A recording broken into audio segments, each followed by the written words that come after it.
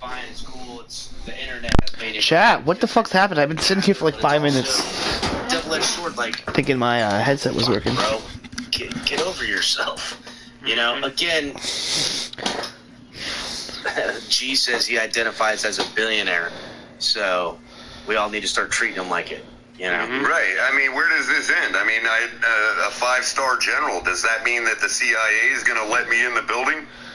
Well, they have to, because you identified as one, and you went and, did it. Again, I don't know. I identify as a Miami Dolphins team that wins the Super Bowl this year, so make it right. That's what I identify. Well, there are some politicians out there that identify as above the law so they can keep, classified servers in their personal... I don't know what the hell happened. You can get away with it, whatever. I need to get 7 wins by Thursday. Now we've fallen down the rabbit hole. We were going down the rabbit hole. Now we have fallen in. Well, it's lived experience. If I identify as the president, why do I even have to run?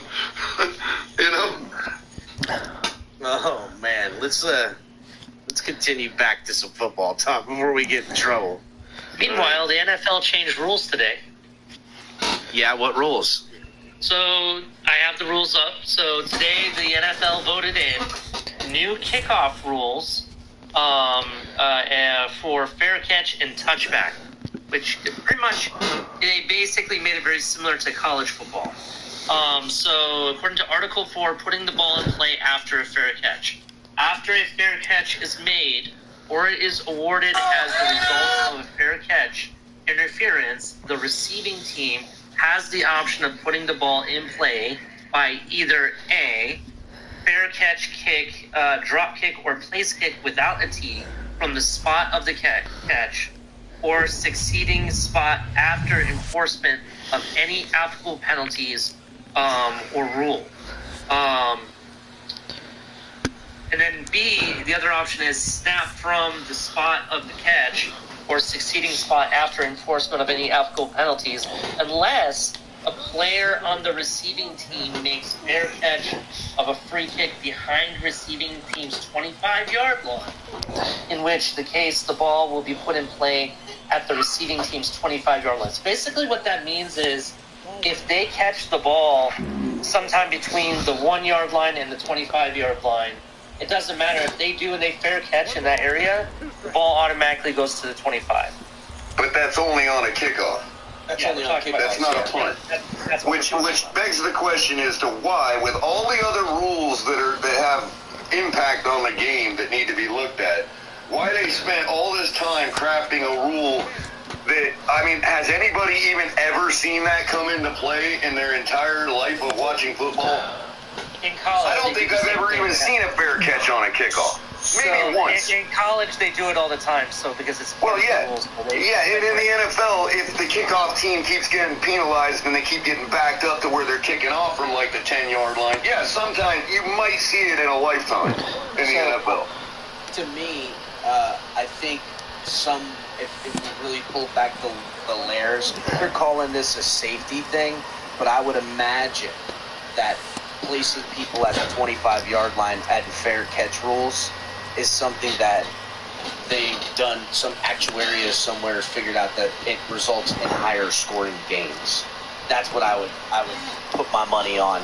That this is a result of more touchdowns, more plays, stuff like that. Essentially now on a kickoff, you're not going to take it out unless it's at the end of the game and you ain't got enough time to drive the length of the field. You know, they're going to kick the ball off and you're going to have to pick it up and run it. You know what I'm saying? That's what it looks like to me. Let's be real about this, all right? Even you can go ahead and call that out first. I'll wait till that's done, then I'll give my... Shout out to Crypto with the $5 donate. The gaslighting committee has been formed at the Miami Dolphins headquarters. Is that right? That's Crypto. If you have the in on the gaslighting committee, I need to know who's on the board. Because I've got a couple of names I've heard about being put together and formed for this gaslighting committee. And some of them are in this community that we know so well. So we need to keep an eye on that. Reach out to me personally and let me know a couple of the names, because I think we might need to take that color dubbed voiceover documentary and expose these gaslighters for who and what they really are. Dude, I hate this fucking ballpark. Yeah, definitely. Hey, maybe that's what I'll do. I'll do a little sub-documentary for the Ben's Tailgate, and it'll just be about defining logical fallacies. You know, so people can, when they're arguing with us on our panels and all that, they can be more aware of of the fallacies they commit. I would like that. Yeah. Such as gaslighting. You should make like short 3 to 5 minute long videos of that. That's what just educate it, just a single topic. You dive into it and you hammer away the educational points of it, and then it's there forever sitting as an educational piece for the channel. So then when it comes up in conversation, you can then refer them to your videos and say, episode 3, go check it out, you fucking idiot. You know what I'm saying?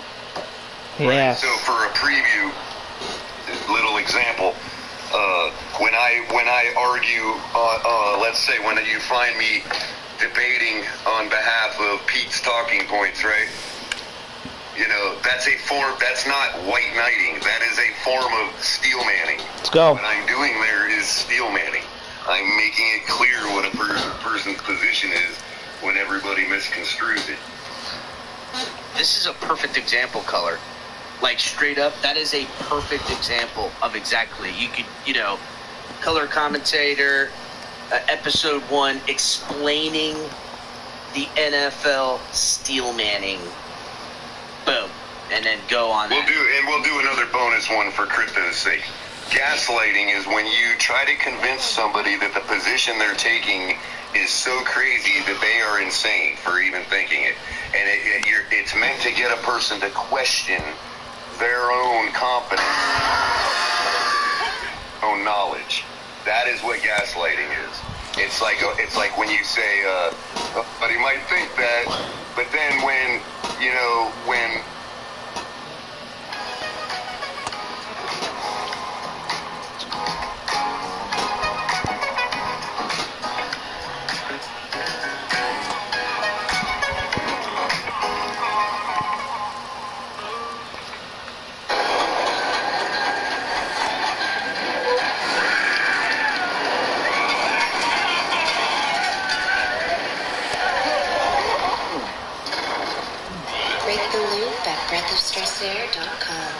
drop kick.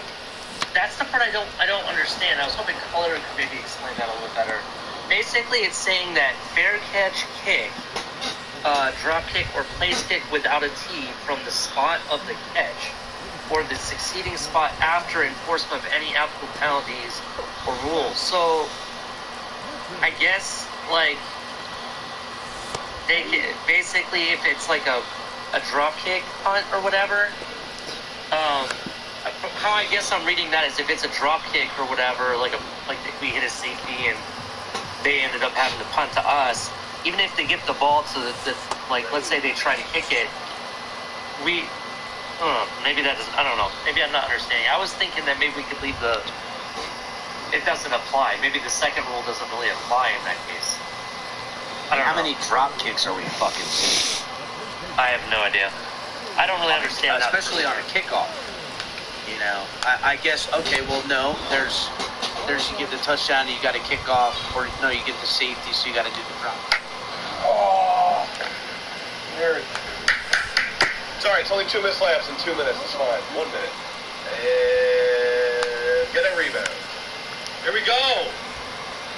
Oh, he missed it. Oh.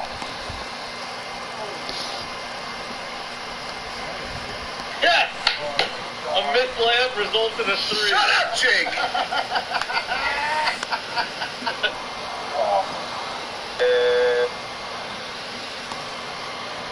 Yes. A missed layup results in a 3. Shut up, Jake. So maybe that's what they're taking into account. So if you take a safety, now you have to drop kick the kickoff. You could fair catch it at the 40 and take it there. But if you fair catch it at the 23-yard line, you're going to get it at the 25? Or is because it's a drop kick and you only caught it at the 23, you start at the 23? Is that what they're saying? William, welcome to the family, buddy. Yeah, thanks. What's up, Perry? Appreciate that, William.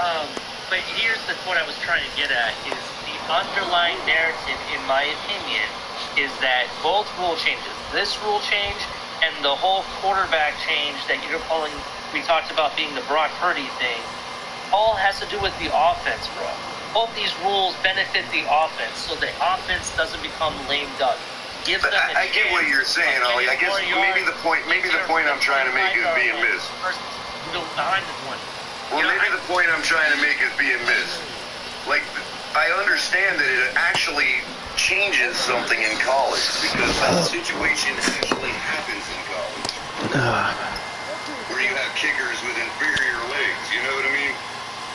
But in the NFL, like, that 30, like, I don't know, it seems like a lot of focus on something that just doesn't happen.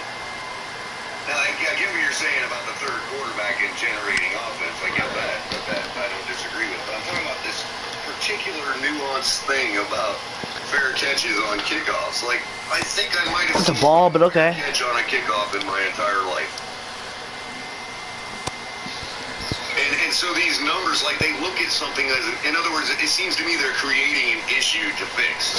For the NFL, it was only an issue in college. I think they really just want more offenses to start at the 25-yard line, to drive the length of the field. But that's not going to generate that in the NFL because that situation never even comes up anyway. That's what I'm trying to say. I don't know, man. Doesn't make I've sense. never heard of anybody fair catching on a kickoff, like unless it's end of the game. They pop up the kick really high. Well, now, if it's kicked into the end zone, that's what they usually fair catch it. But now, instead of them, maybe this is what they're thinking. If your gunner is down, okay, and you know the guy who's set to receive is now you got to put Jalen Waddle back there. Well, if he fair catches it at the 10, you're trying to keep that guy healthy to not have to bring that football out there. So maybe as far as roster construction, they're taking away a little bit of the. Oh, I see what you're saying too. Is that now that the rule is actually creating a positive, active situation, like Ali's saying, where hey, nothing mattered before. Now it actually matters. Your guy can call a fair catch inside the 10 or whatever, and you know what I mean? Be at the 25. Right, I got you. Okay. Where now, okay. if you caught it at the 10, you were going to take it out. It's actually going to generate fair catches on kickoffs. Is what okay, that makes sense to me now. Yeah, Okay, that's kind of what I was trying to get at. I completely got you guys now. Yep. The other part of it, Color, is that this is only a one-year trial. They've only approved it for 1 year. So they're going to try it this year and see how it goes. Has there ever been a thing that was a one-year trial that they didn't keep with? I don't know off the top of my head. I think they've changed the field goal rules. The one thing I know that they did like a one-year trial with that they got away with was the challenging of the flags. Yeah. They were like, Yeah. no way, this slows the game. Yeah, the passes, they were like, this didn't slow the game that what I've also read is that the NFL is really considering maybe even trying out the XFL kickoff rules. How do you guys feel about that? Have you seen the XFL kickoff and punt rules? Have you seen What that? are they? Explain. So instead of having the teams line up like they do for a normal kickoff, whatever, they have the teams line up facing each other. I think they're like 10, 20 yards apart, and they cannot move or run towards the receiver until he has caught the ball and started moving. Right, so it almost creates a situation like a snap, like a scrimmage play. Yeah. And the snap of the ball is the receiver catching the ball. Is the alignment different? Yes. It yeah, is. Let me see if I can maybe share a video. Let me see if I can find something. So do you think we'll get that done? Loves to be on. Do they still have the old coin toss rule in the XFL? Oh, I always liked that one. Let me. Remember they used to do a fumble drill for the coin toss. You would think that That might they were crack going to try Jiminy to did. change rules. For player safety. I would imagine punt returns are where, more injuries that happen and stuff like that. I don't know. Again, I don't want them to change. Well, now it'd be pretty tricky if you implemented that rule on punts. Because now your punter has to decide, man, I really got to be right on if I'm going to put it down to the 1 yard line because that guy can just fair catch it, take it out to the 25. You know what I mean? Can't. And there's no point. There'd be no more costly kicks or anything like that. There'd be no, all that stuff. Yeah. See, that's what I was This is wondering. what it looks like. Basically, this is kind of what their kickoff looks like, and I'll kind of let me mute this first. Well, don't mute it. Just don't press play. Just scroll with it. I'll scroll with it. All right. Yeah. So they're technically not supposed to move. From my Until after it's understanding. caught or after it's kicked. It's after it's been caught. The receiver has to catch the ball. And That's gotta be gone. Football move, like we're running or something. The pain maker, the rain maker, Josh Donaldson. How the fuck does your team know that you caught the ball? The guy yells something. Oh, okay, that's what it is.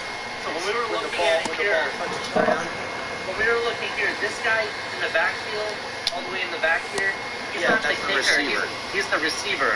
So the kicker is kicking from way back over here, and they can't start running or anything after him until he catches that ball. Until he And catches he it, or probably until the yells ball, when he catches it. or what if I'm not shooting right to him? What if he misses it? I gotta wait till he picks it up. What if the guy fucking kicks the ball 2 or 3 times trying to pick it Yeah, up? he has to have the ball in hand or touch the ball or something. Well, then I might as well throw the fucking ball to him then. That's actually a good point. That is. I might as well fucking throw it to him. What's the point of even kicking it? The point of kicking the ball to someone is that it's a loose ball on the field potentially. But the point of kicking a ball off is because it could no longer be called a game of football if you don't start the game by putting your foot into it. But again, That's like the last thing left as to why we even call it football is because we start the game with the foot in the ball. field goals is really the biggest reason. Right. And you get a point every time, every score you. I mean, you could argue football is another way to say it's a game of inches. You know what I mean? It's football. You're trying to advance foot by foot, And they're only lined up 5 yards apart, by the way. So all the players. I just gave it a fucking 2-run bomb. Alright. Tie game. And I think it was the AFF they just started ball at the 20-yard line. I remember the AFF, they didn't even do kickoff, they just started ball at the 20-yard line. So pre-concussion awareness era, the XFL was doing fumble drills for coin tossing. That's pretty cool. Yeah. Personally, I don't even think the NFL needs to do trials to see how things work I out. remember Just when the watch XFL and what they're doing. Well, that's the whole reason that they have the AFL, XFL. They do that so they can trial that stuff out. And same thing with college, But to me, it would make sense that if they're gonna do that type of rule, the kickoff team advances as soon as the ball Are you fucking kidding me? lands on the other side. If that's I hate this fucking ballpark, by the way. then it, Well, yeah, well, he's going to have to yell go whether he catches it or whether it hits the ground. You know what I mean? fuck the go. I mean, he can yell go if he wants. But who's gonna That's the run game. back? Who's gonna I just blew this fucking game, by the way. pick that up? Nobody. If you're back there, it's you and you alone. You got to get that ball. So if it hits the I ground, wonder if the ref chirps their whistle or something. no. Well, then if that's the case, you might as well just let that guy hold the ball. I'm upset. That should have been the 14th win. Right, right. So to me, No, I mean like if it hits the ground or something, you know what I mean? Like as soon as it's in play, the ref chirps the whistle.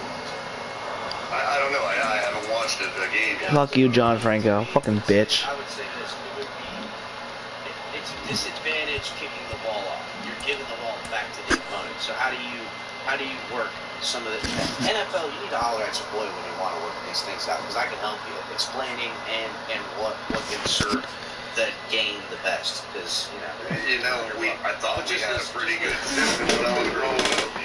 Well, if we don't make changes, if you ain't growing, you dying, color. So changes are right. So, to me, you're kicking the ball off, so you're going to be losing this possession. So that sucks. So how do you make this a little even? They're going to be on offense.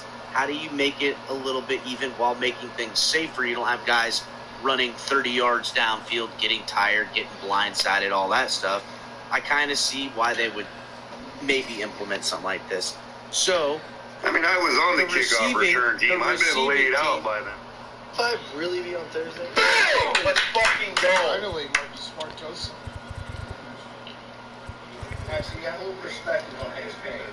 Do you feel bad for not fighting all those other times, Hank? See what happens? You're full of shit. Like you just make up these narratives that don't exist. Like I don't. You're like a fan critique, and it pisses me off. Hey, you don't fight. Hank, you were so down. You didn't speak for the last 6 streams. You were like, it's over. That's just a lie. The first half tonight, you were like, it's over. Being a fan is subjective unless you're a big cat. This is the most we've seen out of you all playoffs. It's the game of my fucking 20s. Like obviously, I'm gonna bring it a little bit more. I put 10 years on I this. appreciate that. I like you fighting. You literally just said, I don't think I like hate fighting. Yeah, I changed my opinion. You can't change opinions. No, you can. So there you go. I just changed my fucking opinion, idiot. Guys, I've been laid out plenty of people. Big guys taking big injuries, running around out there is just unnecessary. So, I would say if they were going to do that, I don't know the XFL rule exactly, if the guy has to catch it, whatever, but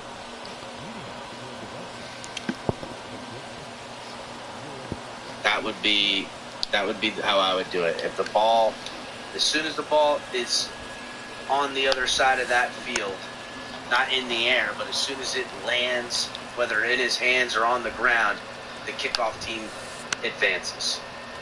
And that's it.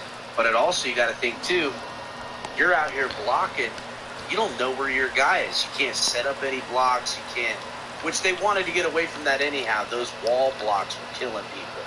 The gunner's coming up and he's got 4 guys to get through or 3 guys to get through, and they're just destroying him. So, interesting. Change be a coming. So. Yeah, unfortunately, one of the 4 guys on that wall has to get laid out by that freight train coming in. Yeah, that was usually me. Johnson, why are you naked? Because my t-shirt sucks. Look at Gibson. He's wearing a True Classic tee. XFL rules for extra points. I like that way better than changing the kickoff rules, to be honest. The extra points is like you can elect to go for 1, 2, or even 3 points by they put the ball so many yards back depending on what you want to go for.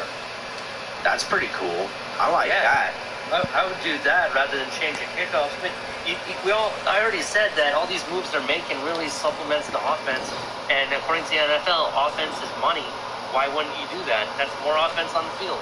It is the drop kick, the pooch kick, isn't that 4 points in the NFL? Or is it? It's not 3 points. It's 4 points, right?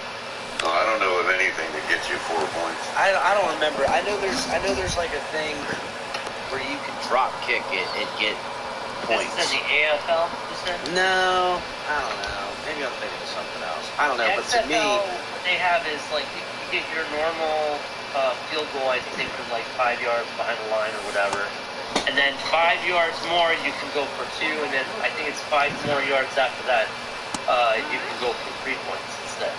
so I like the idea of some different ways. Trevor Story, home run. Something I Puts us thought on the board. So like 2-0 for the good guys. just another Second decker. skill that if you had a player on your team that can do something and you can get points off it, it'd be cool. So like if you're inside the 30-yard line and rather than take a field goal try, you come out in a normal offensive formation and you drop kick it, and that gives you 3 points. You know what I'm saying? Or 4 points or something like that. Or gives you 2 points. Just a different number to make things different. I don't know. But games shall be a changing. Well, we've missed the 1 hour mark. Rounding up here at midnight, so guys, make sure you're checking out me, El Capitan, tailgate style. You got color commentary coming at you, as you guys know. Ali the Persian doing his broken takes. Got Lou, aka Rabbit Dolphin, always popping in around doing some, co-hosting. You can catch him a lot with Shake Money and Shake doing the afternoon shows. Shake, you're gonna be on tomorrow, right? Yeah, for sure, at 6 o'clock. Yep. Cash App, Venmo, the Finn's Tailgate, great ways to support the program. Also, guys, go on the link in the description for Fanatics. You can get your officially licensed gear, and it helps the show grow, as well as get your energy drink, your pre-workout energy drink, all that good stuff. Dubby, use offer code TFTG and get 10% off your purchase. And also, by the way, I just guys, want to put on real quick. yeah. This, like I said, I drink it on the weekends. When I play video games, it really helps me focus. So it's really the thing about it is I used to drink Bang energy drinks when I was playing video games, but that shit made me like I felt like a Beavis. Hey, con Julio, I need TV for my phone. Yeah, get me all wired up. Yeah. Yeah, but with this, I just kind of I'm focused. I'm not. Oh, I was early. I was early like one motherfucker. He said TP. But I just want to throw that in there real quick. And then, guys, also, Backroom Collections, get 10% off your purchases using offer code TFTG as well. So, closing statements, guys. Anything from y'all? I mean, I was going to show. I'll answer Pete's question. I was going to show the media availability for coach and players, but we'll do that another time. What were you going to say, Color? I was just going to answer Pete's question. Yeah, it's actually even in more play this year, comeback player of the year, seeing as they pulled him right after a quote-unquote major injury. We didn't see him play another down, and if he comes out and has a stellar season, yeah, that could easily be comeback player of the year material. No, unfortunately, his sycophantic fans will be talking MVP, and people will forget about that possibility. Yeah, I don't think he qualifies for comeback player status personally. I just don't. Even By with the way, the concussion cutting his season short in there. What were you gonna say, Shake? In opening monologue, I'm gonna play some press conferences tomorrow. So. Oh, there you go. So you guys can check the press conference, and there'll be more out tomorrow. So you'll have a lot. You'll have plenty. So you guys catch it with Shake tomorrow. Anything else, Shake? That's pretty much it. Oh yeah, and in the blender, He quit. Easy, and of course you're gonna be there late. I'm gonna do a late night episode of In the Blender with my man El Capitan. He's gonna be there. Can't wait. I'm gonna wear the jacket, dog. So That's what's up. Hell yeah. make sure to have the jacket, the tie, all the good stuff. I'll be looking. All right, we're 1 away from 15, and then we'll need 5 more. No, we got a show to record tomorrow. Broken Beyond takes. beyond that, I'm really interested to see what's going to happen with this team. From what I'm seeing, a lot of secondary role players are making the big leap, it looks like. while players that you thought might be your qualified number 2 is already dropping out of maybe even number 4 at this point. Being the worst quarterback at OTAs, I mean, that's kind of surprising. So, yeah. So, for all...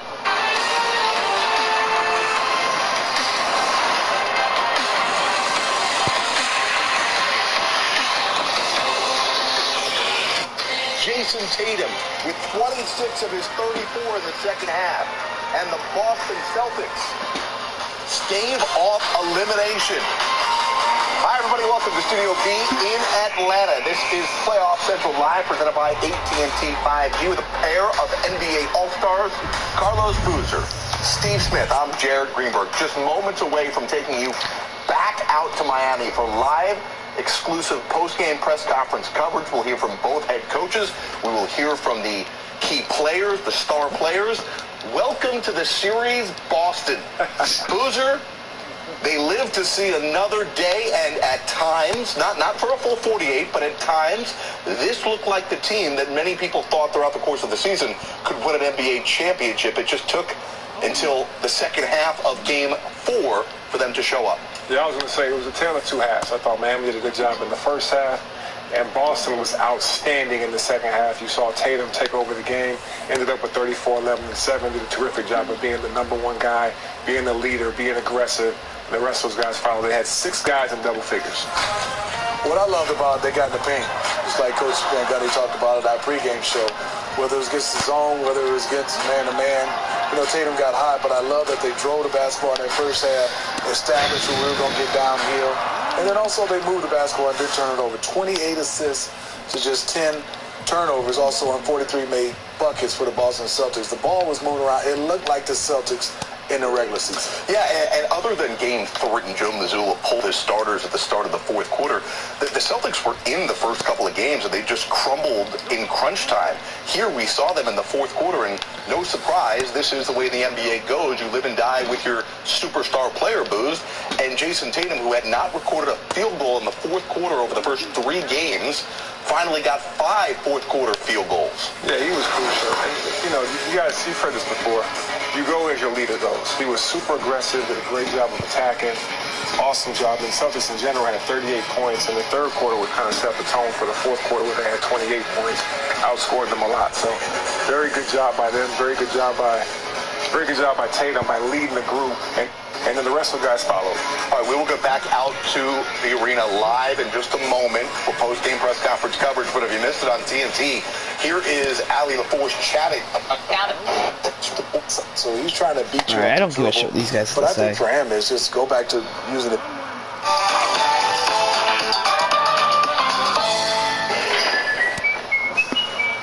I don't typically like our experiences.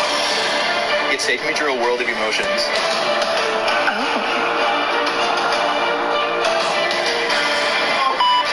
I'm going to cast a lot of heat for that one. Here in the playoffs, presented by our friends at DraftKings Sportsbook. We are not in the studio right now because your boy is an idiot and I don't know how to turn the lights on, but then I did turn the lights on, but then I restarted everything, and then our connection to the live stream didn't work. So yeah, I'm on a laptop right now. Whatever. What a response from the Boston Celtics in Game 4 in Miami after getting drubbed in Game 3. A lot to get through with this game, particularly positive stuff for the Boston Celtics.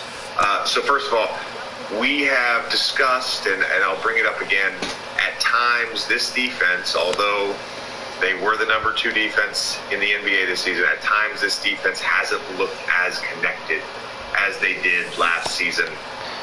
And some of that starts with the point of attack, not getting beat on the ball. I thought their individual defense tonight was I thought he really quit. good. Derek White, Al Horford on Adebayo, Tatum was great. Not allowing Jimmy Butler to draw as many secondary defenders and double teams and kicking out to shooters. That limited a lot. And then their team defense. Look, there's numerous plays, whether it's out of pick and rolls or drives, where multiple help defenders are converging on pocket passes or bounce passes. The Heat have not been a high turnover team. So many of their turnovers tonight led to transition opportunities. I thought it was actually a big opportunity for Jaylen Brown to kind of get himself going. He still didn't shoot the ball well tonight, but those transition opportunities for him allowed him to get out, make plays at the rim, get fouled, get him going, even when he's having an off shooting night. But I think it all starts with Jason Tatum. Just a fantastic performance. 33 points, 11 rebounds, 7 assists. Does look like they, at some point, took away one of his three-pointers. Ended up with 4 threes. There's a moment, right, in this game, because, you know, the Celtics got down early. They made a run. Heat responded. Heat make an early push in the third. Celtics respond with a 16-0 run. And then down 9 to start the fourth, the Heat go zone. They don't score for the first 3 minutes. Call timeout, put Tatum back in. Finally get the ball to the middle of the zone. Tatum hits a jumper. And from that point on, it was all Boston. Tatum just took over in that fourth quarter. Coming to this game, had not scored a field goal in this series in the fourth quarter. Ends up having a big stretch there to kind of close this game. The other point, the 3-point variance for Miami has been a talking point. They struggled tonight, shooting just 8 of 32. On the other side, the Boston Celtics able to generate 44 threes. They knocked down 18 of them. Thought it was a big night for Al Horford, Marcus Smart, Derek White, all of them hitting three threes. And then the guy for me that just gave them a lift in that second quarter and then again in the second half was Grant Williams. 4 threes for him, 6 rebounds, 2 assists, had the block on Jimmy Butler when Jimmy took him down low in isolation. Again, you need your best players to play at their best to win, especially the further you go in the playoffs. They get a great night from Tatum. They get enough from Jaylen Brown. But really tonight was about Al Horford, Marcus Smart, Derek White, Grant Williams, all having big nights shooting the basketball. Defensively, especially that fourth quarter, I thought that was the best Boston has looked in this series defensively. Great second half. And then it turned into offense. It's a little bit easier.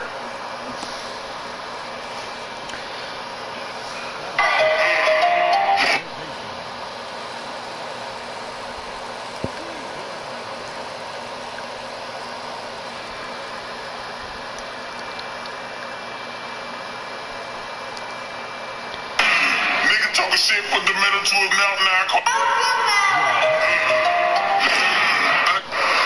Hey, Drake. You remember Drew? Oh, yeah, what's new, Drew? Not much, same old. Is that my shirt?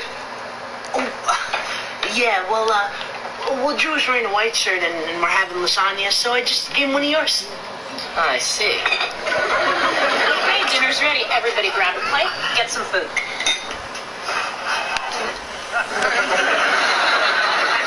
Welcome to Canadian Idol, and here's your host, Maurice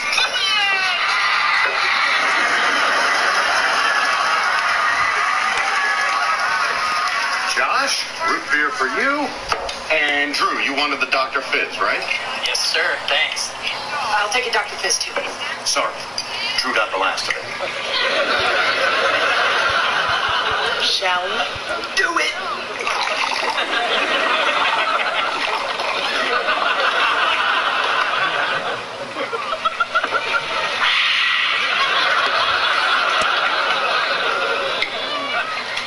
What?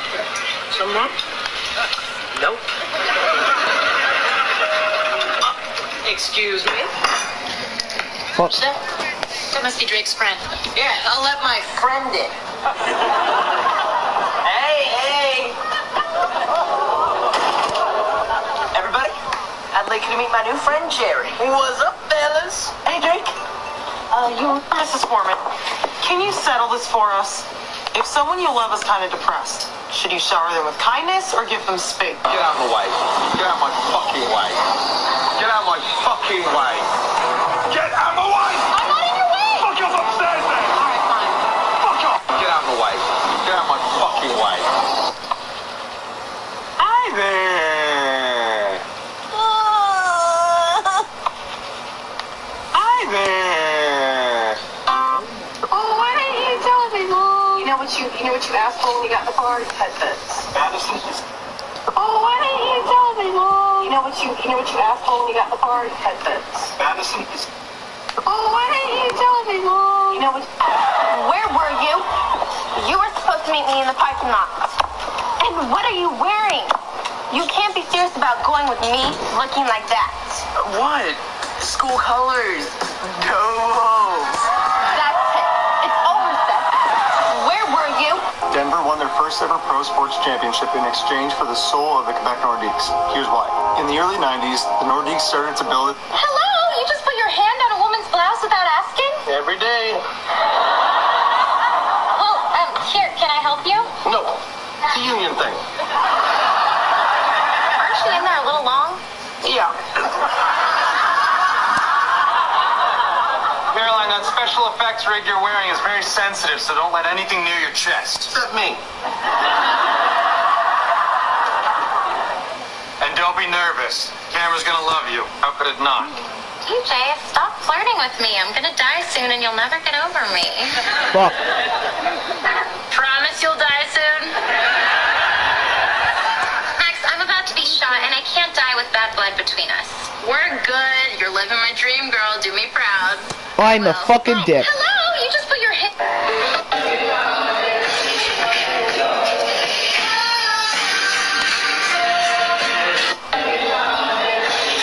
Eat it up.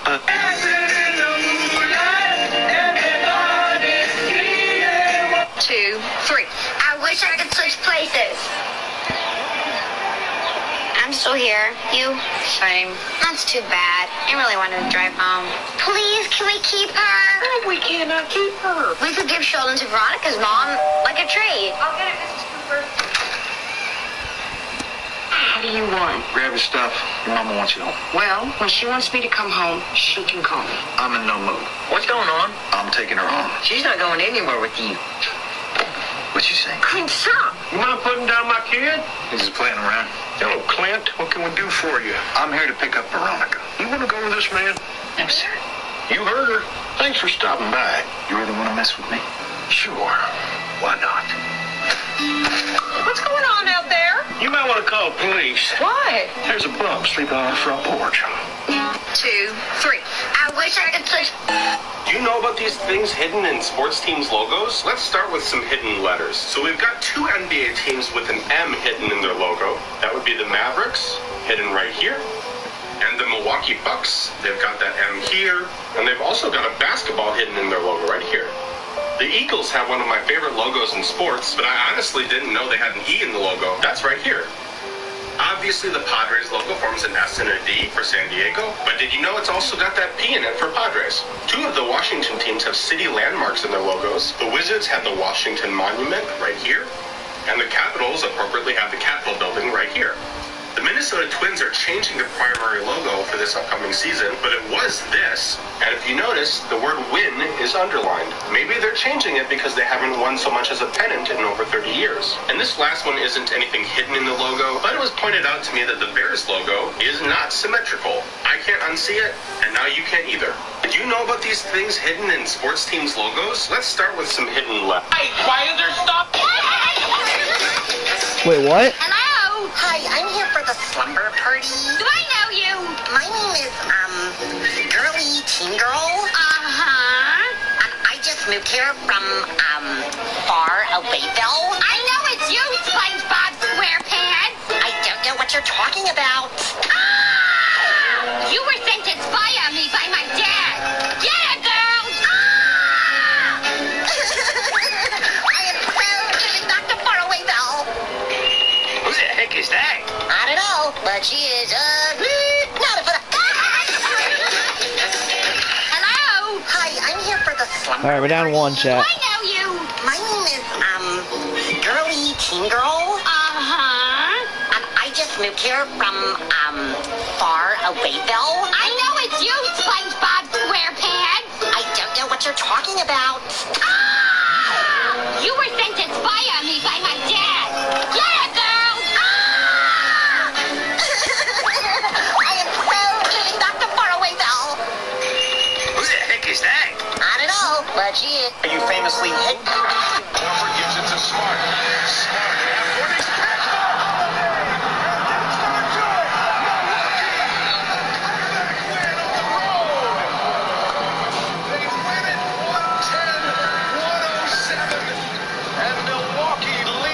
Best of 7 series, 3-2. Tough way to lose. He's gonna get down. Back, I mean, just get ready. Oh no, he's going to second. I didn't think he'll go to second. Watch him, get your rest. I've never seen a dog like this one. I've never seen anything this scary. And I fought Nam. Nam? You know, Vietnam.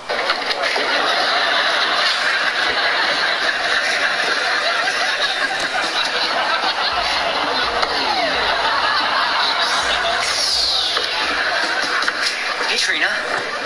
Aren't those Fazzini shoes? They sure are. With 10-inch heels. That's a hot shoe. I know. I'm still learning how to walk in them. Do you mind? Just grab on. Hey there. Oh, hey, Fazzini shoes. I'm wearing them. They're mine. You're trespassing on my property. You didn't win in my yard. Wait. All of you. Daddy, chill. What the hell is even that? Get everybody.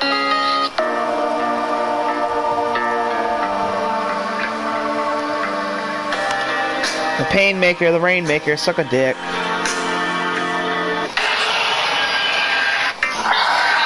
Josh, hey, what's going on with Drake? Yeah, he's been acting pretty weird. Is he okay? Yeah, he's fine. He's just a little... He's not okay. I'm kind of banged up. You hurt him wrestling. I did?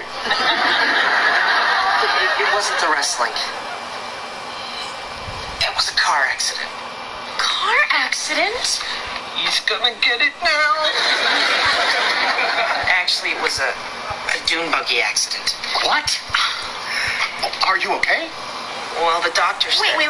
What doctor? I kind of went to the emergency room and got x-rayed and stuff. Here it comes. My poor baby. Just look at you. You can barely stand. Easy. Easy. Everything hurts. Hey, guys, I'm really sorry I disobeyed you. I shouldn't have. Now he's gonna get it. Josh, did you know about this? Well, yeah, You still made your father wrestle him? When you knew Drake was hurt? Whoa, wait a second. Guys. Go easy on him. He's a good kid. And about the TV getting broken, that was really kind of my fault. And We drove to 7 locations. You know, boys, I always thought... Yo, I don't know what happened, but I don't know if I'm that desperate to cut across the bush. These mans are... Yo, this is crazy, bruh. Y'all are really doing that. Should I do it too? Yeah, cut in the... I ain't never seen this before. Yo, I don't know what happened, but I don't... Peter, open the door and break out the schnapps. Guess who needs a place to sleep it out for the weekend? Mom? Oh, my God, no. Quick, everyone, into the pod.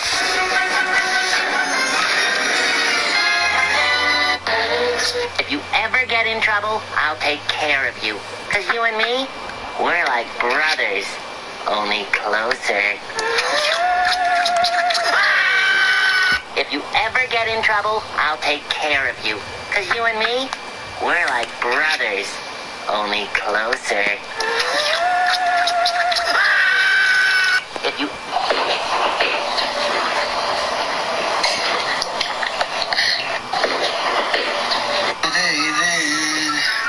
manager's out of office? It's lit. That means I'm out of office. I ain't working today. Oh my god. Oh my god. He's out of office today? No freaking way. Thank you, Jesus. The big boss is out today. Well, that's one less meeting. I can finally get caught up on some paperwork. Do the bare minimum today. Oh my god, this is the best. What's this? Regis is out? Well, time to put on my big boy pants and act as the CEO. I love that trend. So, hey, Sam. Let's cancel that sync. But he doesn't stop running just because the boss is out. Let's get to work.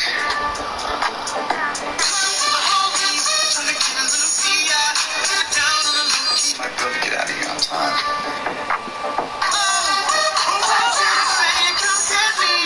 An impromptu meeting.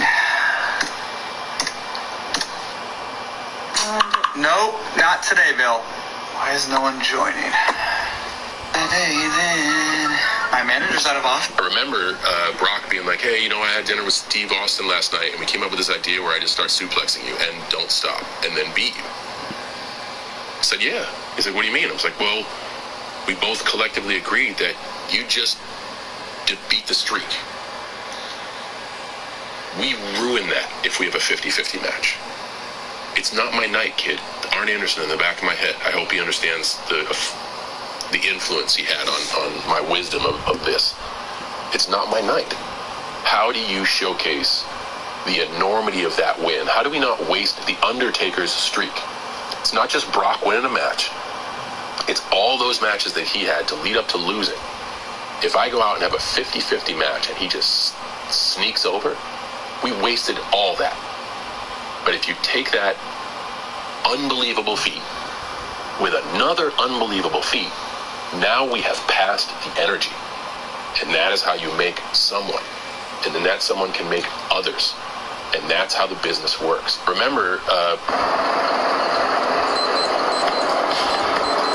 Guys night! Guys night. Guys night! Guys night!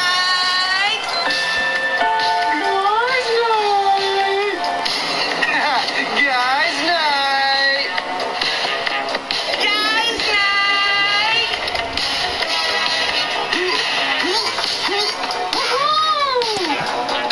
Vincent, guys night! Guys night, Vincent! Has a month passed already? All right, don't get too crazy. Oh, you don't have to worry about it. My home PC setup is my hub for just about everything. From running my business to live streaming on Twitch to hosting gigs. Did you touch my drum set? Nope. It's just weird, because seems like someone definitely touched my drum set. Yeah, that is weird. What am I fault? What am I saying? Congratulations, sir. You had just given... Are you...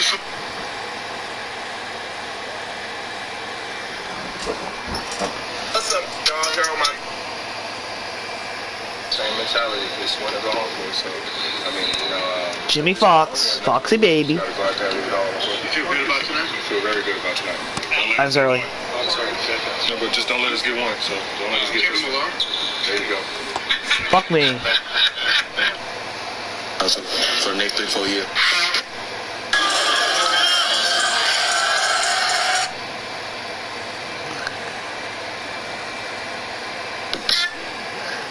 I throw my hands up, check my nails.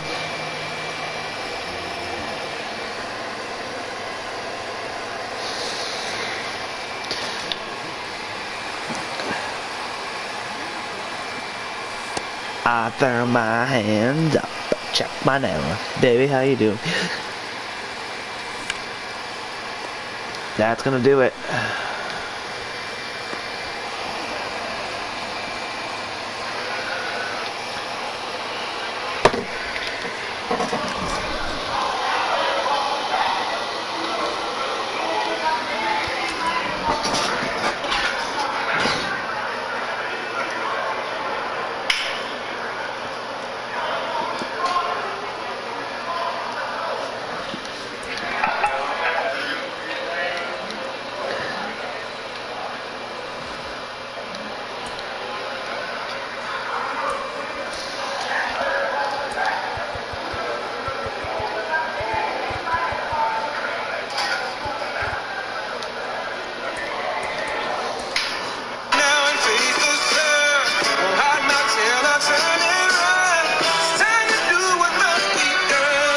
Be the kingdom curse.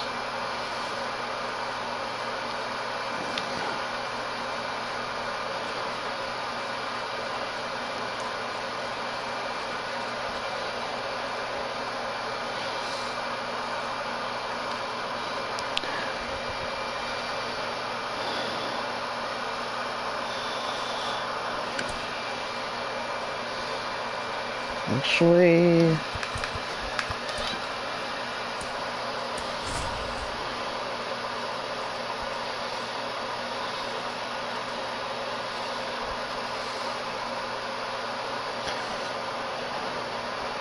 I told anybody who would listen, this first 3-0, yeah, the Heat are playing good basketball. Anybody who knows anything about round ball knows the Celtics are a better team. We aren't just beating them, we're beating the shit out of them right now. They're going to come back to Boston now? There's no chance they're going to beat us in Boston. No chance. This series is going to be 3-2 going back to Miami. And the entire series, the first time maybe ever in the NBA that a team chokes it away. I said it from the beginning. Right here, Celtics in 7. We took their best punch today, spit in their eye, and blew them out of their own building. If you don't want it, people are like, oh, Dave, you're just saying, no.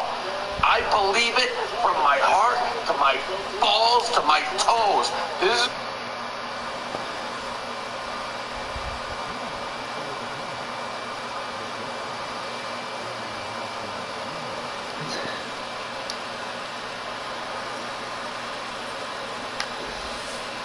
Celtics won tonight. You bet your sweet bippy they did.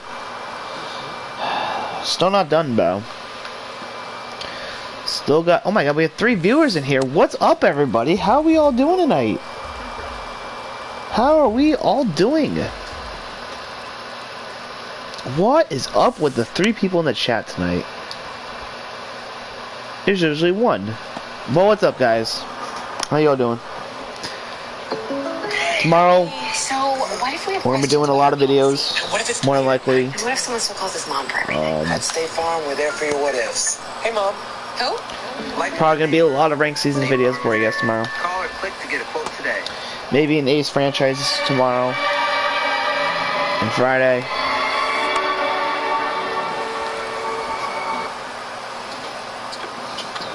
We had a quiet air. 10-year, official 2-part edition of the Red Sox. Strike 3 call. The Red Sox are headed back to the postseason for the 2nd straight season. This year, hoping for a better fate. The Red Sox finished the 2004 regular season in 2nd place in the American League East with a 98-64 record, 3 games behind the New York Yankees. The team's record was good enough to earn the American League wild card in a matchup against the West Division champion Anaheim Angels. People didn't expect to lose ever. We just gotta go to California and then just beat those guys over there. I was like, wow, like it's like that. I'm like, okay. But they were a great team. They could go out and they could score a lot of runs, and they had a quality pitching staff. We had to go, full tilt the whole way. It wasn't easy in that series. Game 1 in Anaheim featured a pitching matchup of Curt Schilling against Jared Washburn. And the Red Sox offense wasted no time getting on the board. David Ortiz to Kevin Millar. Manny Ramirez, 8-0 Boston. By the 5th inning, the Red Sox had built a 7-run lead. That was more than enough for Schilling. Schilling gets the youngster. And the bullpen. And Mike Timlin and Jason Varitek shake hands. By the next day, the Angels had regrouped. Game 2 of the best-of-5 series was more evenly matched. The score was tied at 3 going into the 7th inning. 1 out. 2 runners in scoring. We should win, but that's why you play the game. The Red Sox jumped out to an early lead, but the Angels fought back in the 7th inning. Out of nowhere have come the Angels. 1 swing and a bat, and look at that. The game headed into extra innings, but was not tied for long. Swing and a fly ball to left field. Way back. Walk-off home run. The Red Sox eliminate the Angels. He was just you know, it's just incredible for me. I was, you know, celebrating like a crazy person. But then, you know, the Yankees came. The next night, the Yankees defeated the Twins to advance to the championship series against the Red Sox, adding another chapter to baseball's greatest rivalry. The American League Championship Series. We were always confident facing the Yankees. You know, it was a team we knew extremely well. We knew what we needed to do to overtake them. We matched it well. We were confident. We had a quiet arrogance about us, I think, in a good way. And I just think that was part of our success, that we believed in each other. But we also know the game of baseball can tear you down really quick. And then, you know, the way it started couldn't have been any worse. Curt Schilling took the mound for the Red Sox in Game 1 and got off to a rough start. Rainmaker. Rainmaker.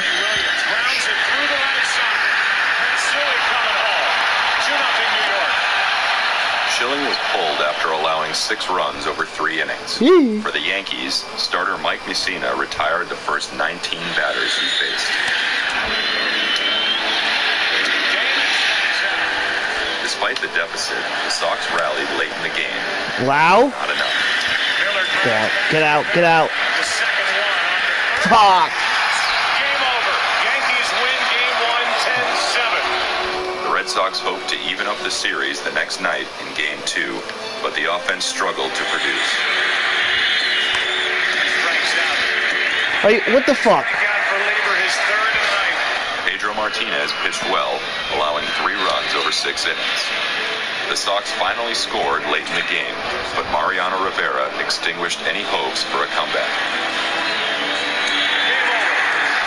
The two teams traveled to Boston with the Yankees leading the series 2-0.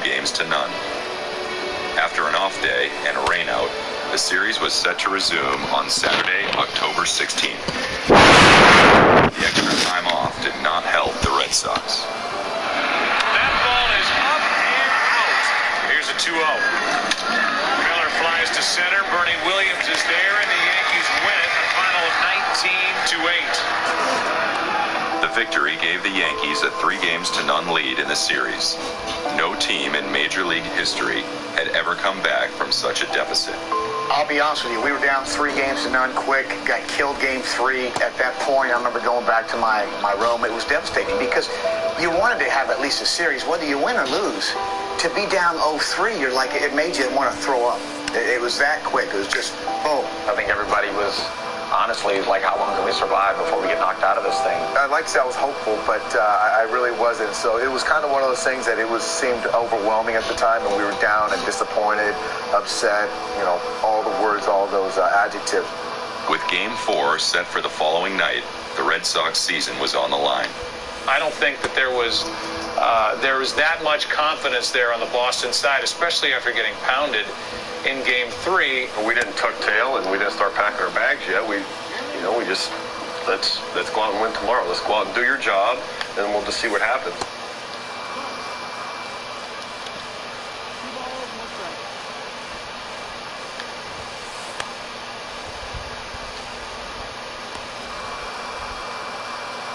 Save big during the Memorial Day mattress sale at Raymore and Flanagan. Get huge savings on top brands. Or I remember coming to the ballpark, and that day there was a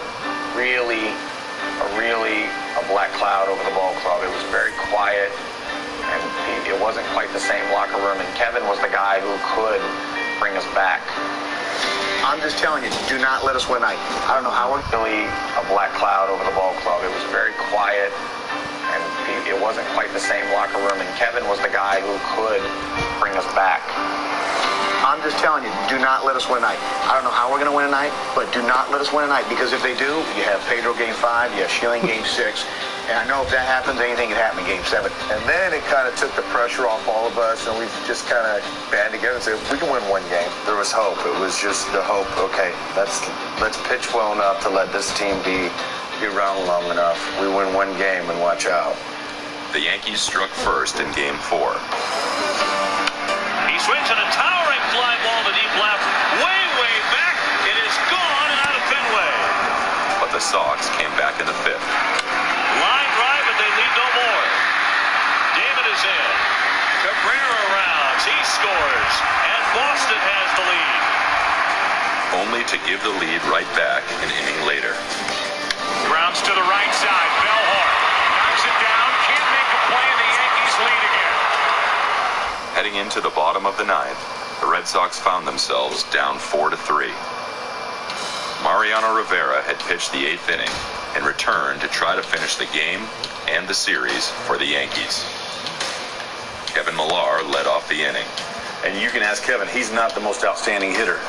He's not usually the guy you're going to want, down a run going to the ninth. Ball one. But he's also so mentally strong that he's able to kind of think his way into doing something right. Inside, 2-1. And he did. He took enough pitches and, laid off the high cutter. It's 3-1. And got on base. Walk, and there's life for the Red Sox. Once I walked, I knew immediately Francona, I look over the diet, get my slow blood out of here, I said, and then boom, here comes Robert. Tito came up to me and said, and about right before the ninth inning started, if anybody gets on base, you're going to run for them. So for me, I was ready. With Dave Roberts on first, Bill Miller came up to bat. Whether the situation called for me to bunt or the situation called for me to allow some time for Dave to get over the second, that's what I was going to do. I don't remember how many days that I had played, and your legs got the jello thing going, and you're excited, you're nervous, but I just knew that I was prepared. Roberts with a huge lead draws a throw. There was 3 throwovers, and the first throwover, it was caught my breath a little bit. The game slowed down a little bit. Then there was another throwover, and I was like, okay, now I feel relaxed. Everything started to really, really slow down, and I started to lock in on him. That was close. He's going.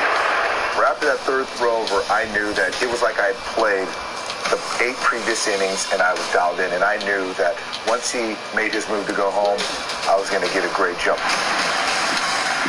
Roberts is going. As a base stealer, if you get a good jump, you have a good feeling that you're going to be in there. But then you see Derek going for the ball, and then you know it's going to be close. Posada's throw, Roberts, safe. Posada makes an unbelievable throw. He puts the throw on the money, and you're talking about a size of a wrist or a hand, safe. With Roberts. All right, chat. I'm gonna take a break. I'm gonna get water. To tie the game. So BRB. When Bill came up.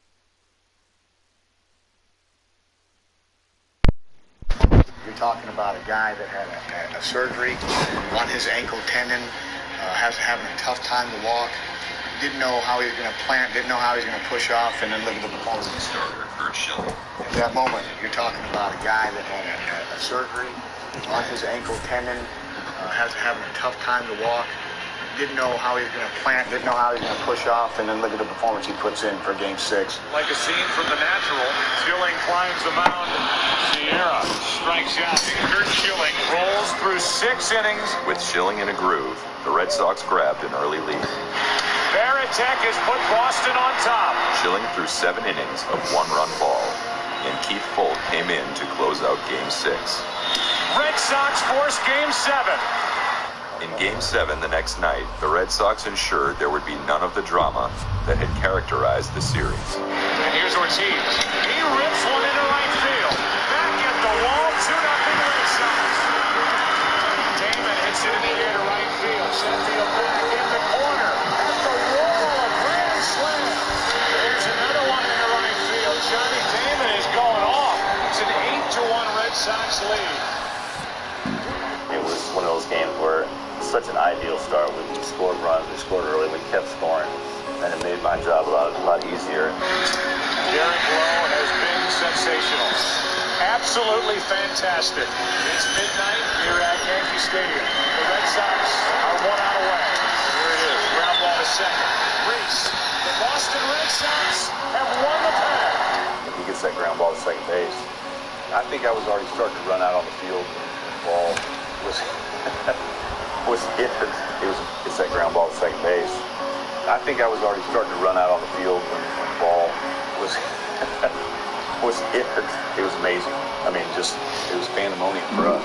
Well, it was the first time that the 1918 chant left the building, which was nice. It was, especially as far back as we came from being down 3, and, finally beating your big brother. You can't make this kind of stuff up. A year ago, we were sitting here walking out crying. We had 25 guys in our locker room with tears in our eyes and growing men just, walking in circles in 2003. Now in 2004, here we are, the same 2 teams. Game 7, we walk off. Damon carries us to the promised land. You just knew there was no chance for them at that point. Once they won Game 4 and they started to build that momentum the next game, later that night, they weren't going to be stopped.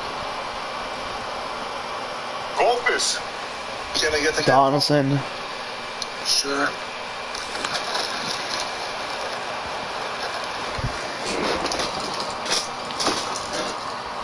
Happy. Go for the handful. I'm stealing. I'm stealing here.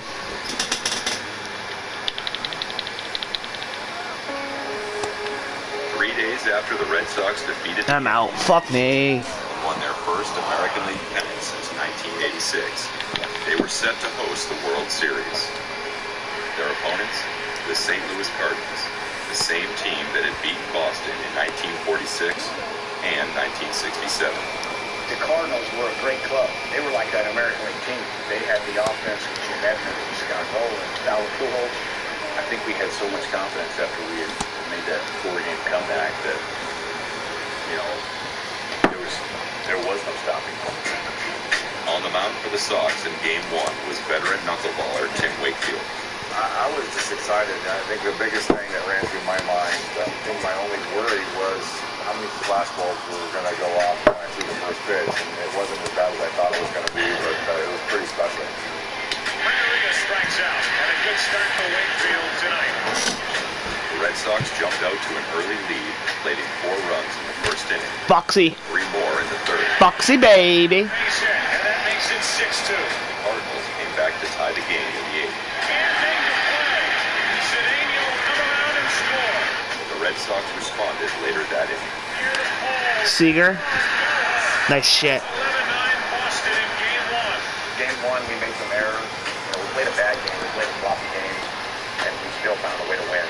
And at that time, once we got that first victory like that, and we almost felt like we had already the game in hand. It was already checkmate, And the Red Sox win 11-9. The next, a still injured injured Curt Schilling courageously returned to the Fenway Park mound. Damn it. And shut down the Cardinals lineup. 4 strikeouts for Schilling. Schilling was aided by a rolling Red Sox offense. 2 runs are going to score. The Red Sox are on 2 games to none. The two teams traveled to St. Louis for Game 3. And before Pedro Martinez took the mound, Manny Ramirez gave the Red Sox a lead. 2-2 pitch, and Manny Ramirez lost it into the seats and left. Pedro Martinez allowed only 3 hits over 7 shutout innings. And he strikes out. Inning over. Red Sox up 3 games to none. 7 straight wins by the Red Sox. They had a commanding 3-0 lead on the Cardinals. We know what happened when we were down 3 games, so we knew that we had to win that game. And I think the one good thing is we always had our pedal to the metal, and we never let up. We had hit our stride, so to say, and there wasn't much going to stop us. The St. Louis fans were going nuts, saying they were going to make that possible comeback on us, and I definitely needed to silence them. And that ball is ripped into right field. I got things started the right way. 1-0 Boston here in Game 4. Derek Lowe picked up where Pedro Martinez had left off the night before as he shut out the Cardinals over 7 innings. Avery strikes out and the inning is over. You're gonna get me Daniel Bard? They kept looking at each other during the whole game. I mean, we were like, oh my God, this is really going to happen. Albert Pujols is getting set to lead off the bottom of the 9th inning, and Keith Pope comes in to try and close it. It was just another, there's another inning. You don't want to get caught up in the moment where you're like, oh my gosh, this is 100 years worth of frustrations for this city, in this region. It's more just one pitch at a time. Sox are 1 out away.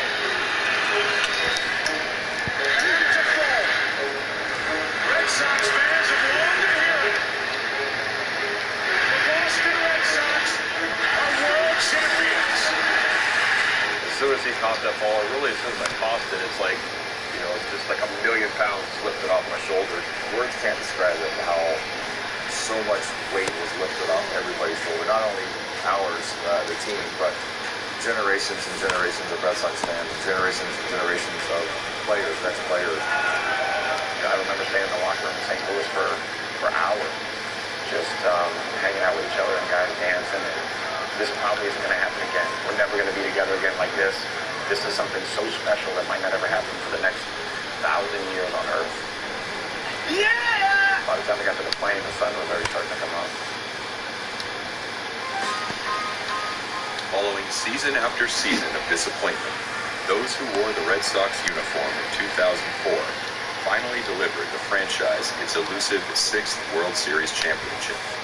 Its first in 86 years. 86 years, bro. I think that 04 team has put in so many thoughts and images of what you should build a team up. So many characters on a team, but everything's special, and you need those things, especially to go through adversity like we did, be able down 3-0. You have to have a close-knit team. It took that special group of guys to be down 3-0 to the Yankees and to not abandon one another and still band together. So that's what we did. It was a special. That's gonna go down the fucking line. Are you fucking kidding me? Again, I just don't see it happening. I think that was our character. Like right now, obviously we underperformed in the last 3 games, and you start to hear all these stories come out about X, Y, and Z. Who knows where they actually come from? Fuck! This kid's starting to fucking hit now. So, we wanted to stay together. And I think that was the emphasis last night before we played today, was make sure we was on the same page. We didn't want to come out and lay an egg. We wanted to come out and play together. We wanted to come out. Alright, we gotta get one back. Come out, play some defense, have some pride about yourself, and find a way to win a game. And we all.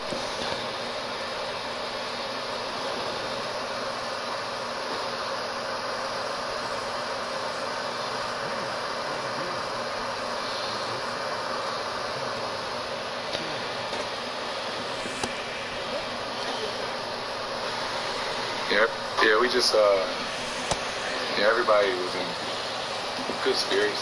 right? Everybody was upbeat. And, you know, as cliche as it sounds, you know, we just tried to take it one game at a time. You know, we tried to break it down of, you know, we didn't play well those first 3 games. We didn't deserve to win. But, you know, we didn't want that to define us, define the season. And we still got a long uphill battle to go. But tonight was a good start, right?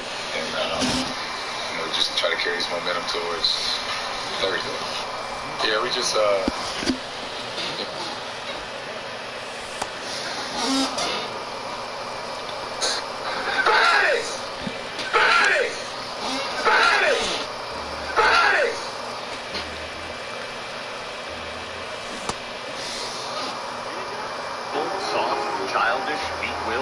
extremely unlikable, and I hope that they get swept. Last night you got undressed and humiliated. Detestable, soft, childish, weak-willed, extremely unlikable, and I hope that they get swept. Last night you got undressed and humiliated on national TV. Could you give less of a crap? Seriously. No, that's what it was. They didn't care. Same mentality. It's win or go home for us. So, I mean, you know, at this point, we have nothing to lose. We just got to go out there and win it all. You feel good about tonight? I feel very good about tonight. Don't let us get one. Well, let me tell you, don't let us win today. Don't let us win tonight. Don't let us win this game tonight. I feel very good about tonight. Don't let us get one. Well, let me tell you, don't let us win today. Don't let us win tonight. Don't let us win this game tonight.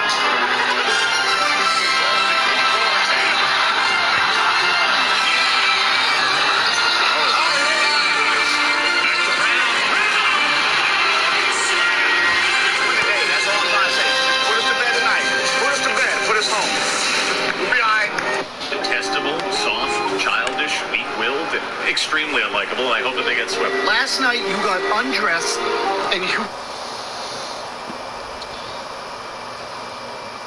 Okay, game 4 tonight in Miami. Listen, in the history of the NBA, no team has ever come back from 0-3. Never happened. That game 3, it was a debacle. It was one of the worst sporting events I've ever been to in my life. And I'm trying to think, Dave, have you ever sat through anything that bad, that demoralizing, that humiliating? And I thought, damn, the only thing I can think of is when I was at Fenway, Game 3, Yankees-Red Sox, 94, 19-8. 19-8. The Yankees brutalized the Red Sox. The Red Sox, we hadn't won the World Series since, what, 1918? The whole city gave up. You fucking came in a tie game. The guys in that locker room. This guy. I said, I ain't giving up. The rest is history. For the first time in the history of baseball, the Red Sox came back from 3-0 against the God fucking damn it. The rest is history. The rest is history. So you think I'm giving up on the Celtics? The odds are far, far, far greater for the Red Sox. Even 28-3, you could say.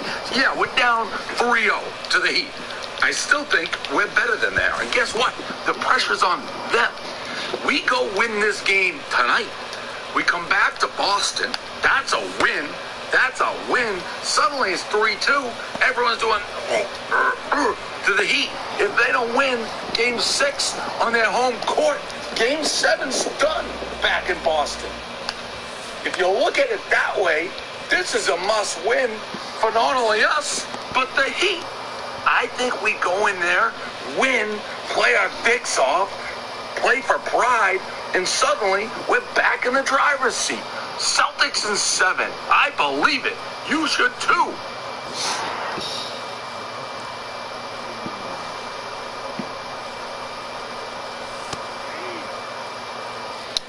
How is Celtics still favored?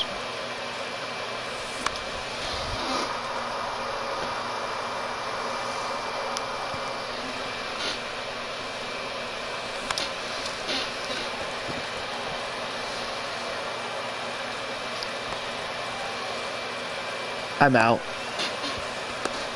I'm safe. Oh shit.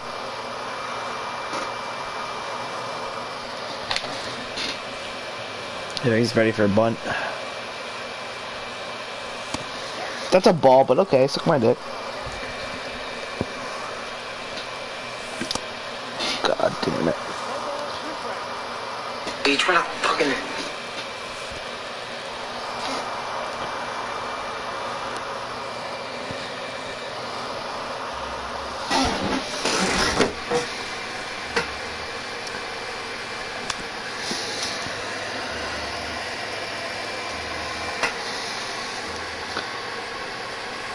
What the fuck am I swinging at? Jesus fucking Christ. This guy's throwing nothing but fucking balls in the air. I'm swinging at them.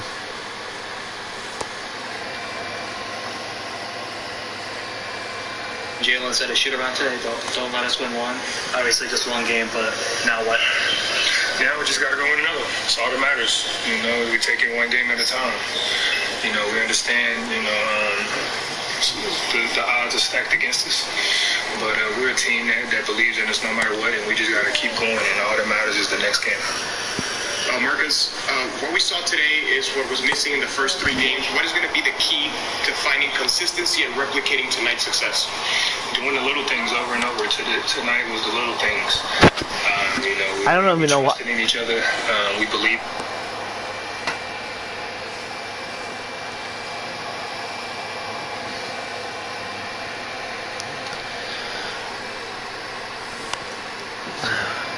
Consider breaking news, but to me it's heartbreaking news. Rich Eisen coming soon on Pardon My Take. No f***ing way. That's f***ing crazy. Now I will. Let me gather myself. Rich Eisen's going on PMT? Yeah. What are we doing, guys? I don't know. What are we doing, boys? My ass. Me in the ass. Everything in life you get f***ing beat.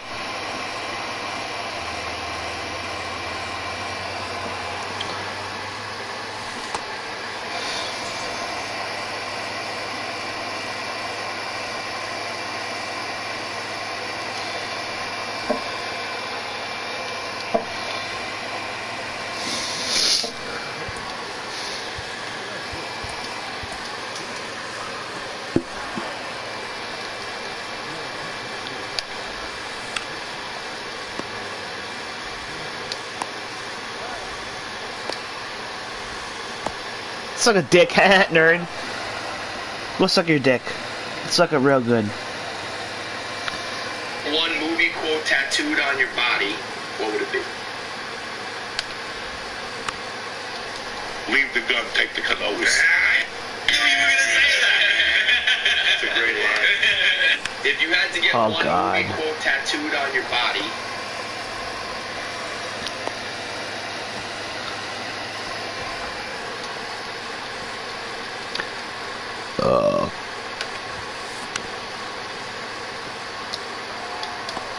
God damn it, we can't even get a fucking out now. We get 2 quick outs and now we can't get that one. Backs against the wall, I get it. I'm not giving up. I don't expect anybody to give up. I'm fully in. Game 4 tonight. We got Celtics donuts here. Courtesy of Cane's. They got a bunch of locations. They're serving Stella Blue, cold brew now. I got my Marcus Smart. This is like a 1 of 72. I'm going to go down with this ship regardless, but I think we got a fucking chance tonight and in the series. Okay.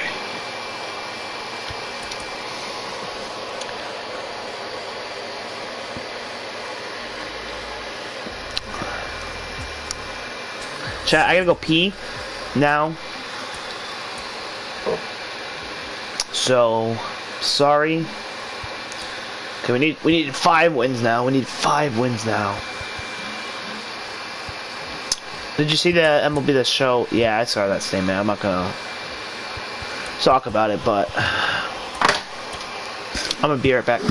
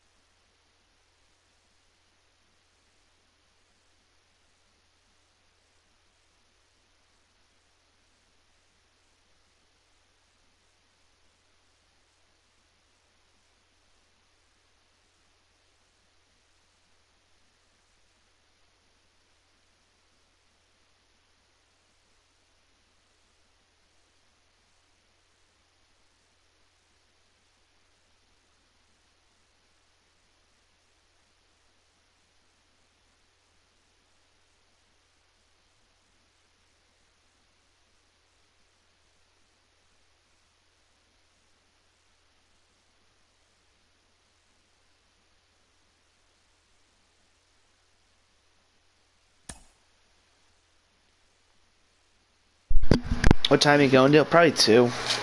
Probably, actually, maybe 1:30. If I can get 1 or 2 wins here, I'll be happy.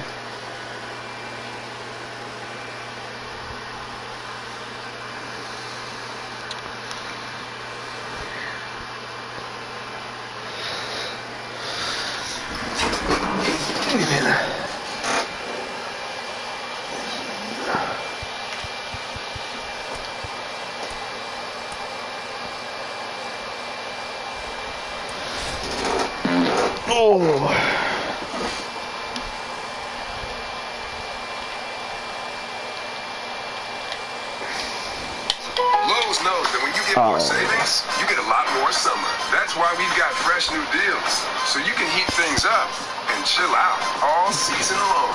Make the most of your summer now with great savings. Shop in-store or online today. Ryan Windhorst kind enough to take a break from listening to music, drinking beers, and drinking wine to tell us about this game tonight. Look, I'm surprised Boston showed this level of fight because I thought they gave up the other night. They clearly did not. They looked a different team. The key moments in your estimation that saved literally their season. Yeah, Scott, this is a strange series because the one team refuses to be the underdog. The Heat should be the underdog, but they won't. And the Celtics refuse to be the favorite. Right. It's very strange, and I haven't quite seen it. One team refused. Key moments in your estimation that saved literally their season. Yeah, Scott, this is a strange series because the one team refuses to be the underdog. The Heat should be the underdog, but they won't. And the Celtics refuse to be the favorite. Right. It's very strange. And I haven't quite seen anything like this before. I was in the Celtics locker room a few minutes ago. I was talking to Marcus Smart, and I go, I've never quite seen a team like this. And he goes, yeah, I've never played on one. So, yes, I was not sure how the Celtics were going to come out today. I thought there was a chance they may get boat raced. But there were 3 interesting times in this game that I think spoke to the Celtics' resilience, which is the reason why they're still in the series. One, they got down 9 points right off the bat, late in the first quarter. I thought that could have been a crux point because I saw them kind of let go of the rope the other night. 2, third quarter, they go down 9 points again. This again looks like it's going to be something that the Heat pull away because this is something that we've seen from the Celtics. When they get down, they don't always recover. Instead, they go an 18-0 run. I mean, that saved their season. 18-0 runs facing all this adversity. And then, in the fourth quarter, here come the Heat. They cut it down to 5. They already have 2 10-point comebacks in this series. They're 6-2 this year when they get down by 10 points. I thought, here we go. They called timeout. Jason Tatum comes out and hits his first fourth quarter basket of the whole series in Game 4, and they stabilize and end up running away with it. So I'm going to say I don't expect this to be the 150 streak breaker where it's 3-0 and they come back, but I can't tell you that I have a good feel for the way this is going because this is odd. It is that, and I mean, look, the disparity in three-point shooting, Boston made up 30 points just tonight. Yeah, they outscored them by 32 tonight from the three-point line, and we've showed the ball movement, how much different it was. I mean, the numbers jump off, and how they got those numbers jump off. What do you think was most important about that, Brian? The Celtics are 37-2 when they shoot 40% from 3. They shot 42% tonight. I mean, we could sit here until Thursday tip-off, and we could do analysis. We could make a bunch of great points. And I do think resilience played a role. And I think Joe Mazzulla actually called some really smart timeouts. He's been criticized for his timeout usage. But it might just come down to who's making their threes. And I'm not happy about that being the commentary on 2023 NBA. But it kind of is. I mean, 37-2 is extremely compelling. How could you argue? After Advil. Back to work. What about your neck? It's good to go. Before Advil. What's going on, everybody? Welcome back to the show, the podcast. Another week of hot topics and debate. This week, we actually do have some hot topics and debate.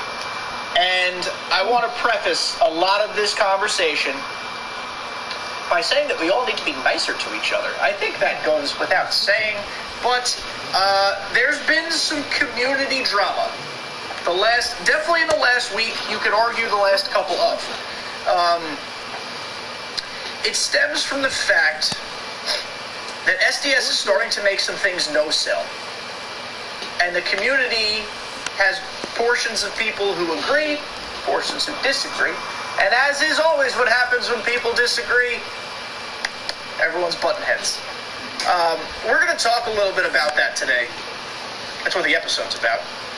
But then we're just going to also talk about the direction that it looks like SDS is going philosophically. And no, I'm not sitting here saying SDS is becoming Madden. It would take a lot more than what they've done thus far to become that. But some of the steps they've taken are certainly different than what they've tried to do in the past. I'm going to try to stay as down the middle with this as possible because I don't want to alienate anybody. I don't want to try to speak like I am holier than thou and that because I can acquire these things, I have this opinion versus this opinion. We're going to try to be fair and neutral here. Because you guys know, people who are longtime listeners, thank you for coming back. I shoot everybody straight. If I don't like something, I will tell you. If I love it, I will tell you. So I'm going to try to be as fair as possible here and give objectively both sides of the conversation because I think that's ultimately what we should be doing. This is not a slight to any content creator in particular. I like most MLB The Show content creators. But there are people who are taking hardline stances, whether that be in streams or on YouTube, and they have the right to give their opinion. But I think to say one way is right and the other way is wrong defeats the purpose of civil discourse. Right?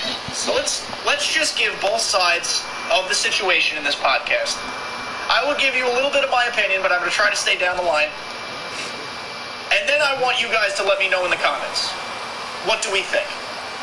I do not want you to fight in the comments. If I see anybody fighting, I'm going to call the principal. You'll go straight to the principal's office. You're skipping lunch. You don't get recess. You're going right to the principal's office, okay? I want everyone to remain civil. I think it is best to just jump in.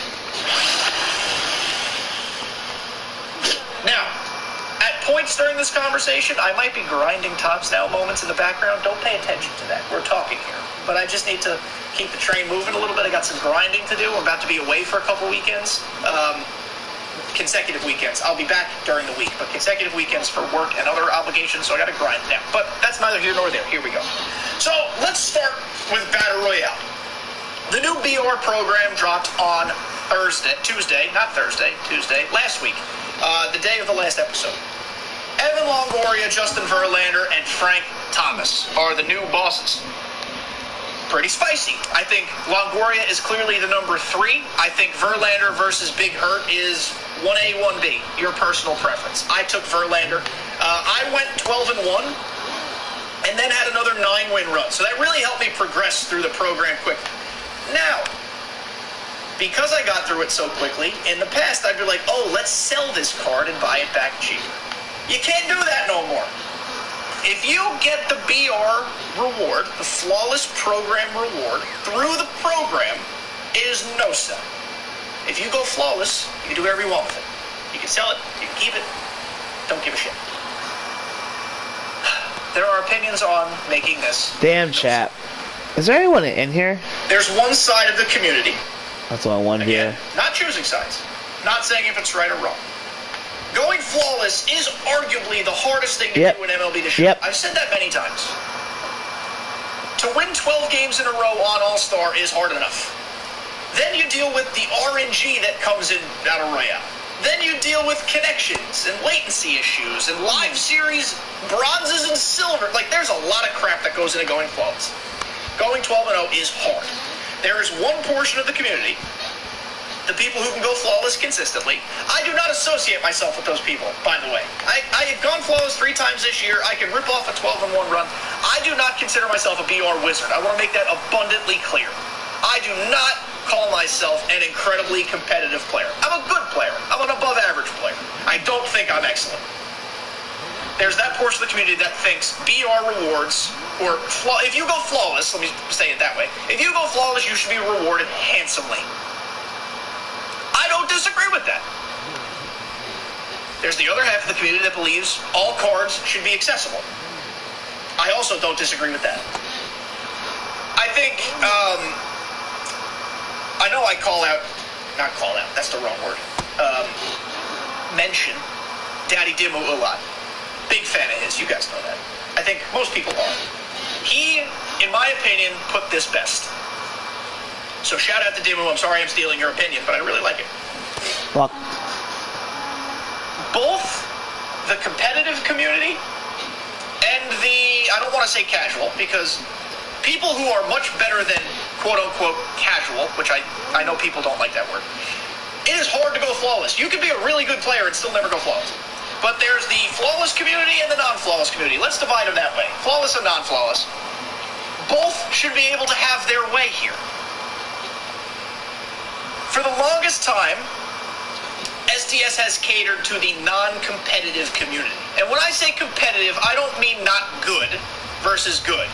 I mean like the uber esports community that MLB The Show could have and is starting to have, versus people who just are good at the game, play for fun. Of course they want to win and they're capable of it, but they're not going out here on Legend and hitting 25 runs every game. I hope that delineation is clear here. For the longest time, they've catered to the everyman or every woman, the every person. And that makes total sense. It's a game for millions of people. But you all, the incredibly competitive community... No one's got a hit yet. ...does, I'll admit this, bring a lot of eyes to the game. These are the people, potentially, who are streaming it, who are playing in tournaments for big money, who are the ones joining or creating or becoming part of esports teams. For the longest time, SDS has failed in a large way to give that community viable perks. And I think most of us can agree with that. Yeah. For example, we've talked about this before.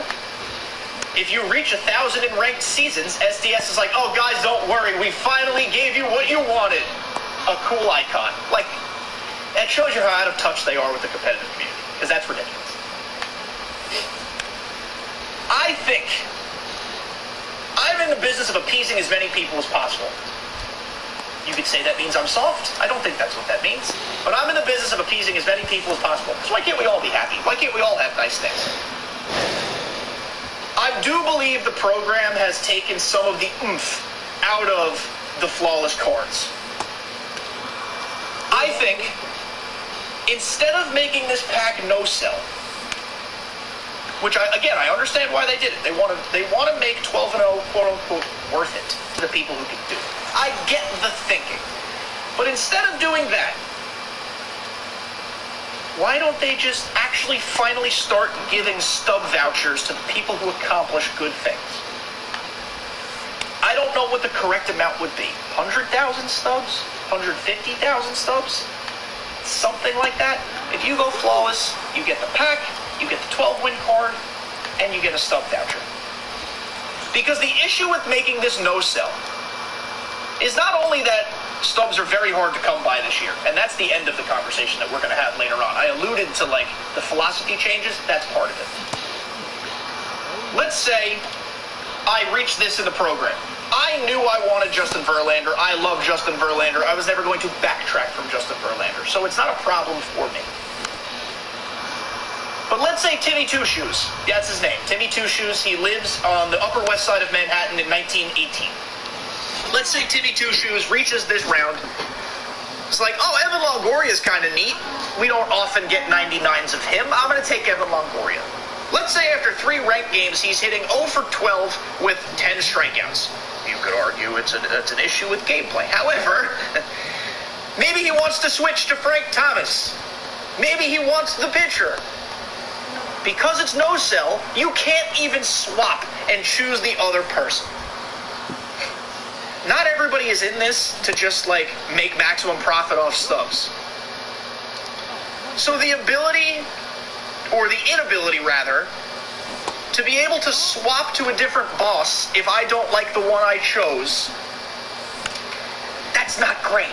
That kind of stinks. You immediately pigeonhole yourself. There is, of course, always the Josh Donaldson, walk-off home run. Wow. That's how we fucking do it. Let's go. Well, you should, make the right choice. Know who you want. There are first-time players to this game every year, guys and girls. It's not that simple. There are youngsters, 10, 11, 12 years old, who play this game. I know they're kids, but they should be able to have the option. I understand the thought process here of SDS trying to create value for its competitive community, or its BR community, however you want to call it. I am not against making changes in that way if they're well thought out. By seeing both sides of the fence here, I just wish they would have done something different, or communicated why they decided to make it no-sell. There's been no communication. The program came out, it was no-sell. SDS wasn't like, oh, here's why. SDS wasn't like, hey, surprise, we're making a change. Nothing. Zero communication. SDS's communication this year has largely been very good. It's been a huge improvement from last year. This year's communication has been bad. Now, this no-sell followed up a few days prior when the second-ranked season came out. We're going to go to the program here. I have not played a lot of ranked yet, as you can see. The World Series program cards are also no-sell. Ian Kitzler, Nolan Ryan, Stan Musial. I understand this more. I hate this less. A couple reasons. Reaching World Series is very difficult, just like BR. But there are multiple ways to earn. You can earn this pack 3 times if you play ranked seasons, if you play co-op, and if you make World Series. So at the worst, if you play enough, you're getting 2 of these packs. That makes it better for me. The prices of these cards in the first ranked season, or solo ranked, whatever the fuck we call it now, the prices of those cards cratered within like 7 to 10 days. At the end of the first season, you could get Lou Gehrig, Gunnar Henderson, and the third World Series boss, I'm sorry, I forgot who it was, for like $35K. That's real cheap. Now this ranked season has only been out for a week, but they're still holding pretty strong. Nolan Ryan is $265,000. By removing cards on the market, you're creating more value for these cards. I hope people understand the distinction and the difference fundamentally between no-sell ranked and no-sell BR. No-sell BR, you get it one time, you can't switch. No-sell ranked, you play enough, you can get it twice. And ranked is not a stub-making method. There are like a handful of people who can get to World Series the night a new season drops, but generally speaking, it's a week or 2 week process, because ranked makes you want to pull your hair out. You play a game here, 2 games here, whatever. Battle Royale, yeah, it's frustrating, but you can grind that fast. I got Justin Verlander in 2 days. Again, I had good runs. I understand that I was able to go 12-1, and then I think I went 9-2, or 10-2, whatever it was. That helps. But it is a very easy program to grind. Ants does it every time a new program comes out. Shout out to Ants. He will stream until he finishes the BR program, or at least gets the 100-point reward. And he can do it in, what, like 6, 7, 8 hours. That's very impressive, and I can't believe he does it, but he can.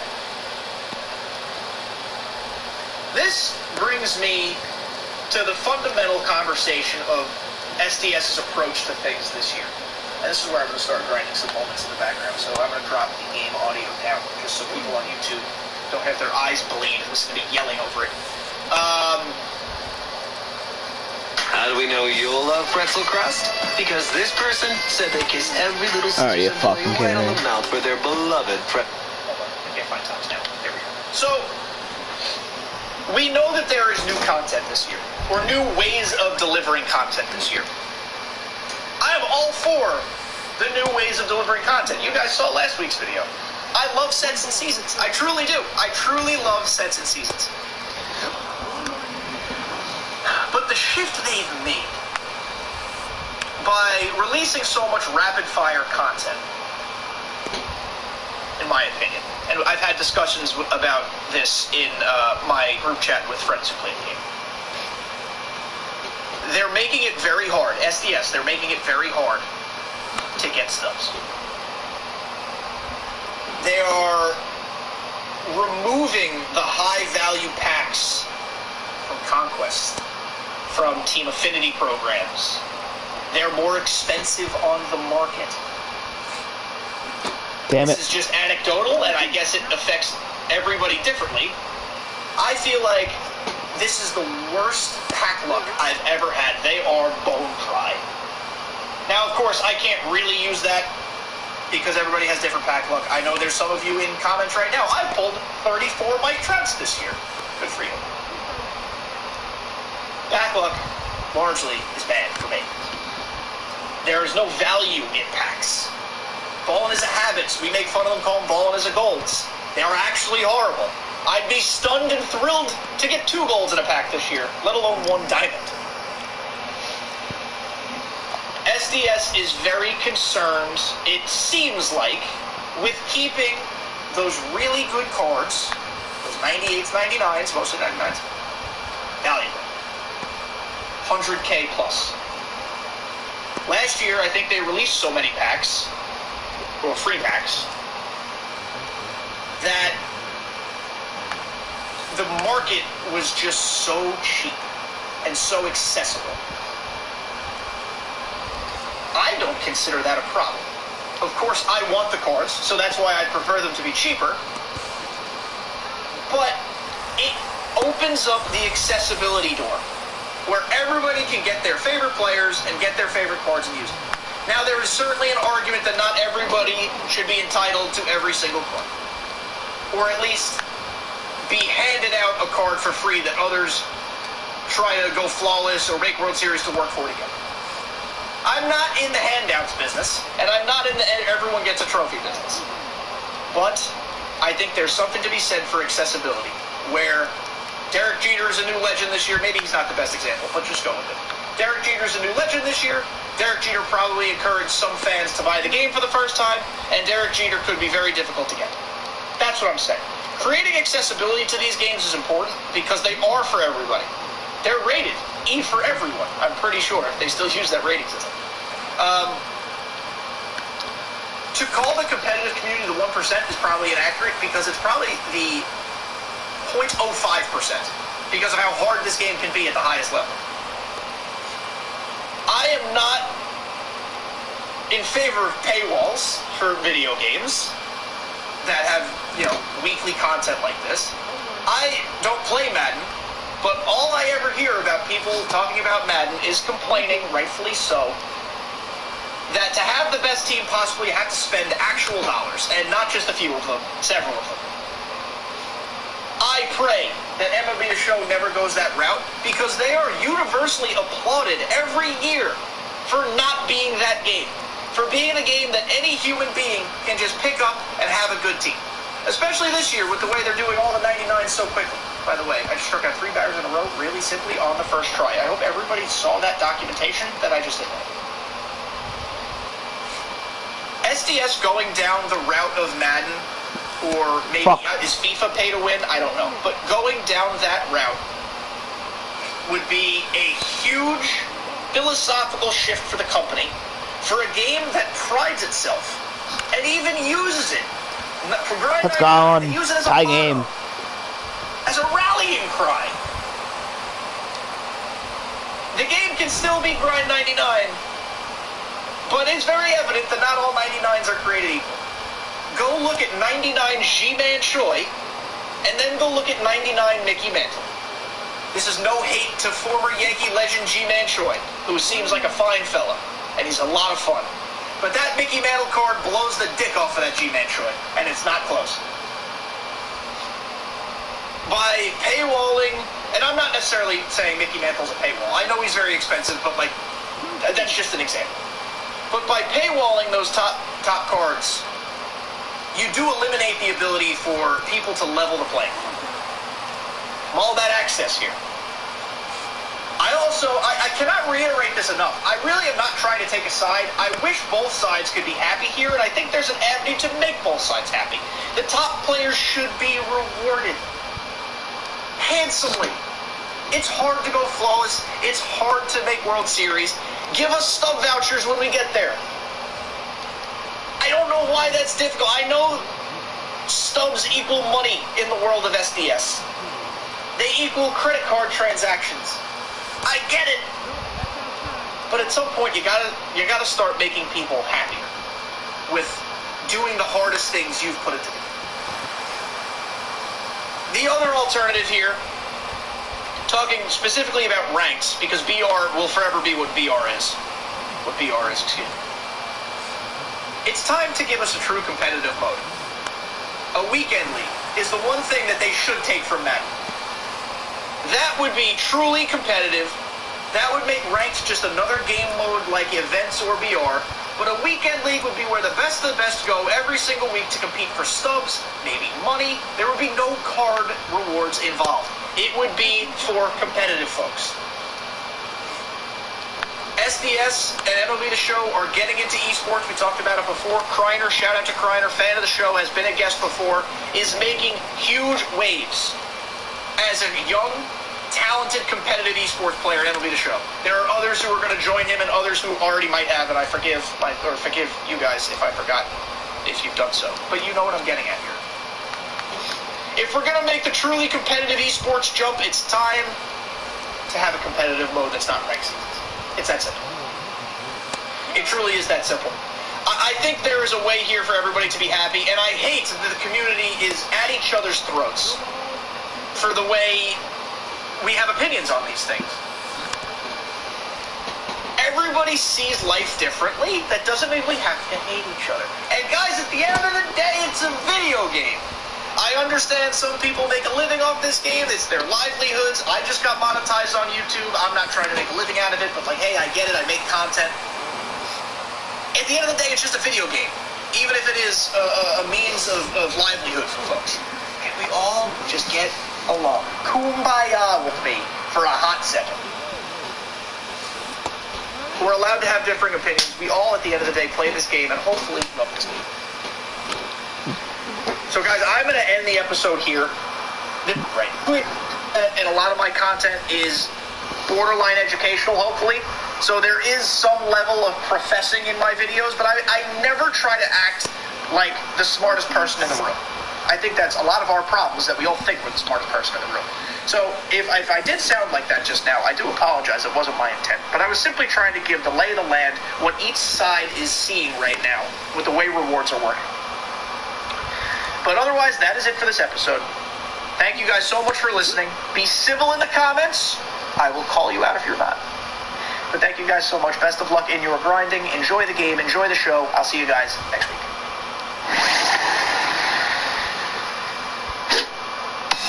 When you choose Tufts Health Plan, He's ready to swim.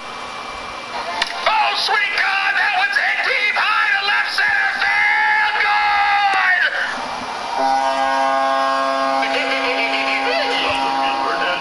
Pussy boy.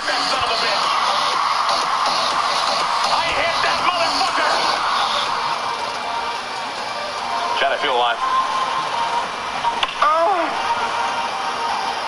How many subs for a plushie? See, here's the problem, Fresco, is I could totally make either a Tank or Winston themed plushie or a Daddy Dimmu TV plushie. I could totally do that, but I have to commit to having 150 of them created and put in my store.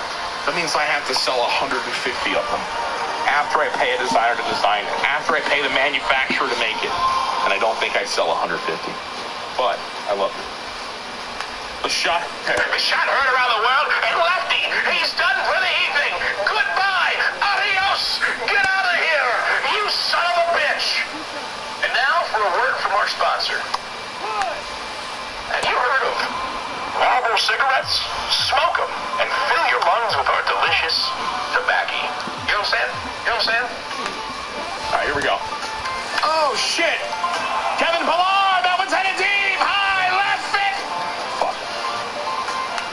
Well, I tell you what, Chad, we did our best. You know? We did our best. We did our best, you son of a bitch. Alright, let's win this one. For the 5-month resub. I appreciate it. Celtics win, you're not even the hype. I don't know how much it would cost, to be honest with you. Where were you Monday? I have no idea. See, here's the headset problem. was dead. I have to pay somebody to design it, so there's a cost. Okay? I'd have to pay to have it manufactured. That's a cost. You know what I mean? Like, let me tell you something. If I could sell 150 of them, I don't give a fuck if I make any money. It just would be cool that people wanted them. But that's like a lot. You know what I'm saying? Like, that's a lot of shit that's got to go into it. Now, here's the other thing. I could also make... Chat, call me crazy. We're going for the win. It's just my old pooper, okay? I'm kidding. Shut up. I pay 60. Shut the fuck up. I'll take the win, chat.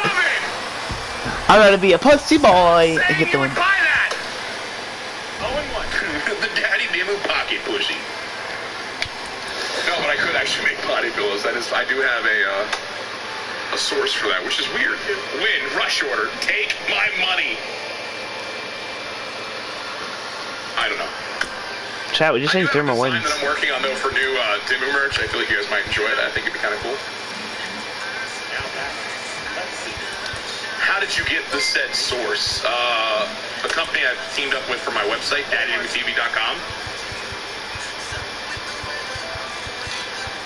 Thanks, Seager. I appreciate it. What was I saying? They have all these different vendors that I can work with. Give me 10 for when one wears out. Oh. Really getting deep in that son of a bitch. Name the movie? It was Step Brothers. No, it wasn't. It was the other guys because Mark Wahlberg shot Derek Jeter. And he's like, you fucking shot me. I'm Derek Jeter. Gator wants his cat, bitch. That's what it was. That's what it was.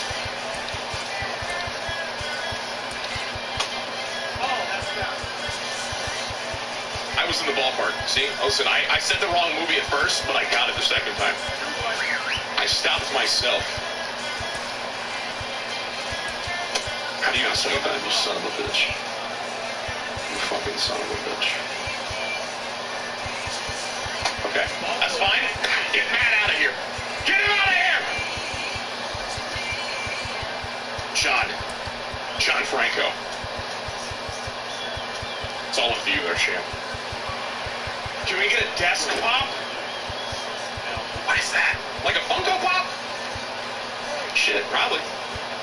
I don't know.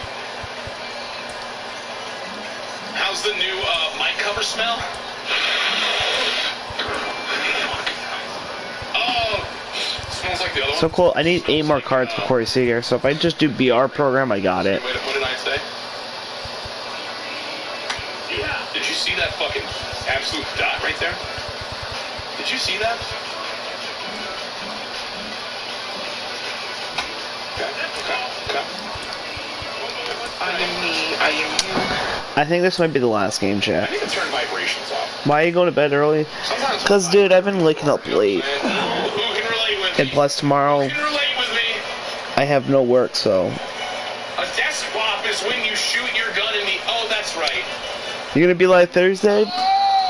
We'll see. Maybe. Sorry, Twitch won't let me. That's when the Celtics next play, so. The thing that nerds buy?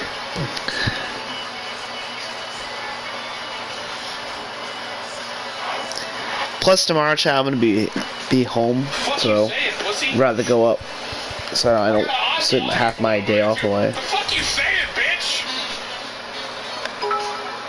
Wow, bro. Wow, dude. Dimu would start getting tagged in very explicit tweets with his plushie right in the thick of it. Be like, hey man, love the plushie, and the plushie's just there caked in a white liquid. You know what I mean? You're like, oh, Jesus. Oh my God! Chat, we got our fucking Mike Napoli. We got the Crapley. Praise the heavens.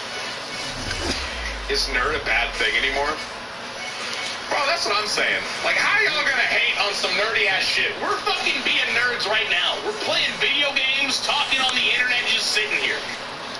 You know? Listen, chat, if you think being a nerd is bad, well, you smell like shit. How about that, pussy? Chat, are these no sell?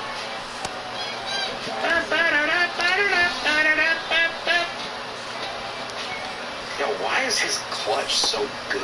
Oh my god. Why is his clutch so dick? Oh my god.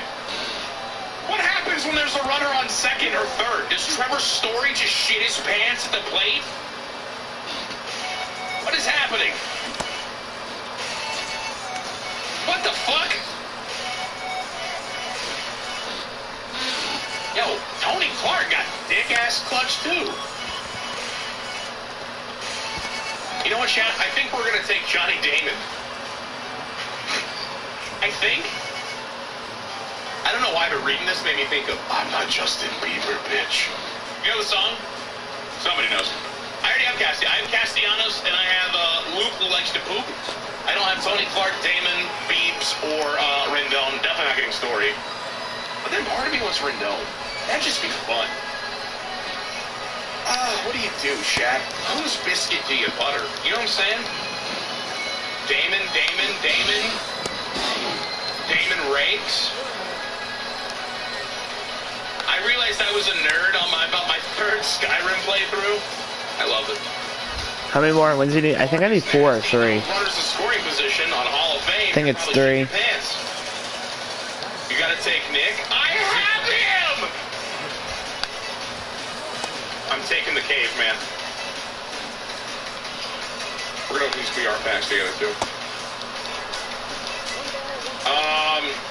We're gonna take this piece of shit. This card's awful, I hate it, but we're gonna take it. And you know what's funny? Carlos Rodon is a very nice individual, okay? He streamed on Twitch quite a bit. But, like, God, his silver card, holy shit, is it awful. You know? Anyway. Damon for his hair. I know, I'm just jealous of his hair, that's why I took him. That's why I took him, bro. Has great or dog shit clutch. I mean, listen. Fuck me. I feel like, listen, I know a lot of people have said that the 99 overall stuff didn't ruin the game, because they're right, it didn't. But I do think it made it weird, because you're like, I think that's why people are not buying as many stuff. You're like, I have this 99 card I can keep using. I don't need to. You know what I'm saying? You're not like, oh god, I gotta get better, I gotta keep improving the team. You're like, fuck it, I already have this, you know? Like, have they come out with a card that's going to replace 99 Kyle Tucker for me? Nope. I'm going to use that bitch till July when I can't use him no more. That card's stupid fucking good. There's only 9 positions, you know?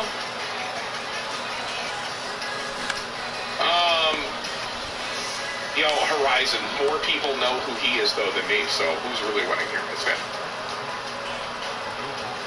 I said that right? The more people know him than me, yeah. Clutch make a difference, it's kind of cool. Yeah, but it really fucking just shits on some cards. Do I hate myself? I've wasted so many studs over the past week in pursuit of Mickey Mantle when I could have just bought him from the market. I'm dumb, don't buy packs. Don't buy packs, chat. Don't do it. But you go for 10 event wins and get the second card from Rewind, you probably. You're hitting 875 with Damon in 40 games. Jesus Christ, Trent. Jesus, Trent. Jesus. Rozak, thank you for continuing your gift sub and post with the 3-month. Thank you. I appreciate it. Thank you. Chat, let me ask you a question. Have you... Oh, shit. Was I early? I was. Yeah, have you guys heard about our Lord and Savior Twitch Prime? Thoughts? Thoughts? Roundtable? Roundtable? Here we go. Corey Seager. I'm hitting 441. He's a Spencer Strider, so we're going to see a lot of that fastball and the slider. There's the slider, and we got a good piece of it. That's a good time baseball. A little bit under it, as we should be. Right, fuck me, I guess. Fuck me, man. Yo, Jay Dogs! Thank you for the brand new Twitch Prime. You're beautiful. I appreciate you. Thank you. Thank you. You're very kind. I can't do the Twitch Prime Lounge anymore. All the ads on it are not correct. I gotta redo it. Oh, fuck me in my ass. Do you know, do you think I should redo my sub? That's up to you, champ. If you want to sub, that's up to you, brother. E-Dubs, thank you for the 5 months. Alright, we gotta get 1. Appreciate you. Thank you. Are you getting off after this? Now I'm curious. curious, chat. I'm curious. Hold on. Yeah, I'm gonna get off after this, probably. Because tomorrow, I'm gonna be doing a lot of videos for you guys. Because I have to work. I have to work Thursday, Friday, Saturday, Sunday, Monday, Tuesday, Wednesday, Thursday, Friday. And then I'm off Saturday. Thank you. What's up, Maze? So I'm probably gonna do a lot of videos. Here we go. God, Twitch Mobile is so broken. What's wrong with Twitch Mobile? I don't really use Twitch Mobile a lot. So, like, I don't know.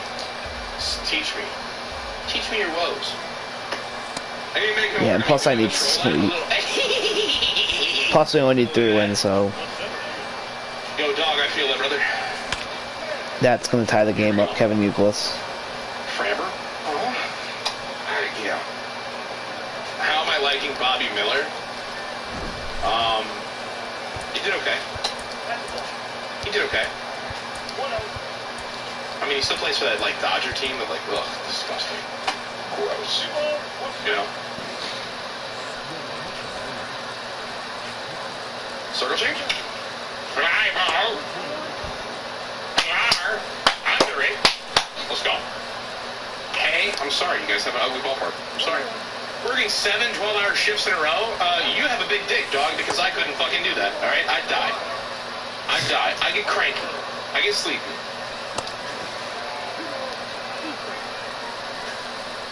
At least we aren't athletics fans. Hey. Cut some athletics fans some slack, okay? They don't even have a team anymore. You know? Alright, here we go. Shit! I swung an ass that entire bat. Ground ball. It's a yellow throw. He's gonna fuck it up. Oh my god, Mark McGuire dug it out. I'm gonna suck him from the back, bro. Could be a Royals fan. I mean, you guys got a future somewhere, you know? Daddy, I am working on the West Conquest. Please stay live until I finish. Oh, thank you for the 100 biddies. I appreciate it. Johnny Damon. Today, though, I think they're still sad, though. You know? Oh. Like, the Fire TV Twitch app is fucking bad. The Fire. Chat, who the fuck plays this shitty-ass ballpark? His base hit a hoe in me.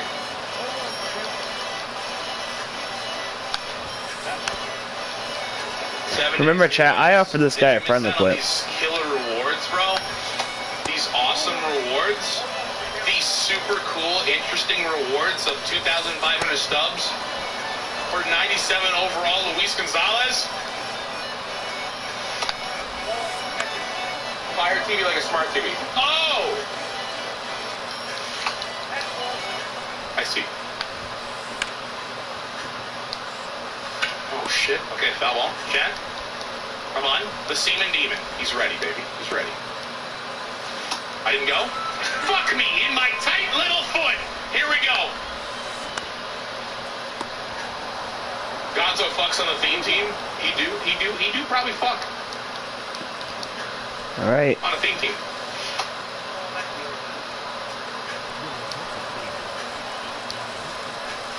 Jesus Christ, what am I doing? My foot? Yeah. Why do I feel like everyone has this Kenley Jansen but me? No. What? I'm under that by a mile. Is that gone? I saw how we're so okay. Alright, I don't understand this ballpark. Okay, Shohei, thank you! Home run! Thank you! Thank you! I don't know what just happened, but thank you! Thank you! Chat. Fuck me. You love you some JD Martinez? You know what? Haha, pussy boy. Alright, that old man needs to stop fucking up Atlanta, huh?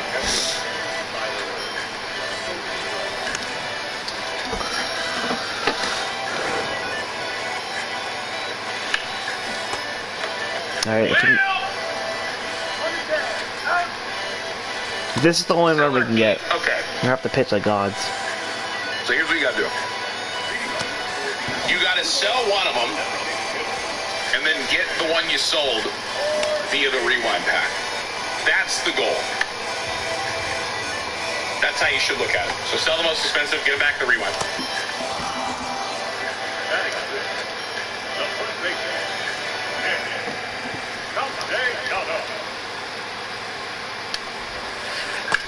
Shit.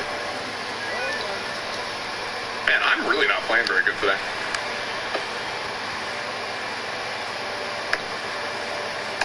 Are you fucking shitting me? Like, when you look at, like, Baseball Savant's page for, Fucking Muncie, you fucking liability in the field. this year at the same time, and I'm like, oh god, is the Magic running out tomorrow?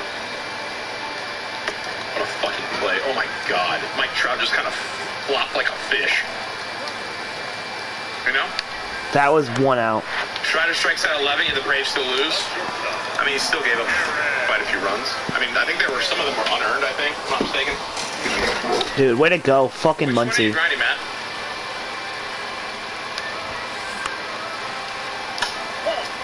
And we're gonna lose. Shit. It's all his fucking fault. Got you. Yeah. I feel you. I was grinding some mini seasons too. Chad, I uploaded today on YouTube. If you enjoy my content in any capacity, you should take a gander at it. Also, Dude, that fucking Muncie fielding error really fucked us. some fun times, so you should watch it. You don't have enough eligible players for this challenge, but is still in many seasons. Is that a bug? I thought that was your opponent has to set their lineup or whatever. Are you still having an issue with it, Eric? You shouldn't be. I played mini seasons completely all the way through and it was fine. I don't. Am I dumb?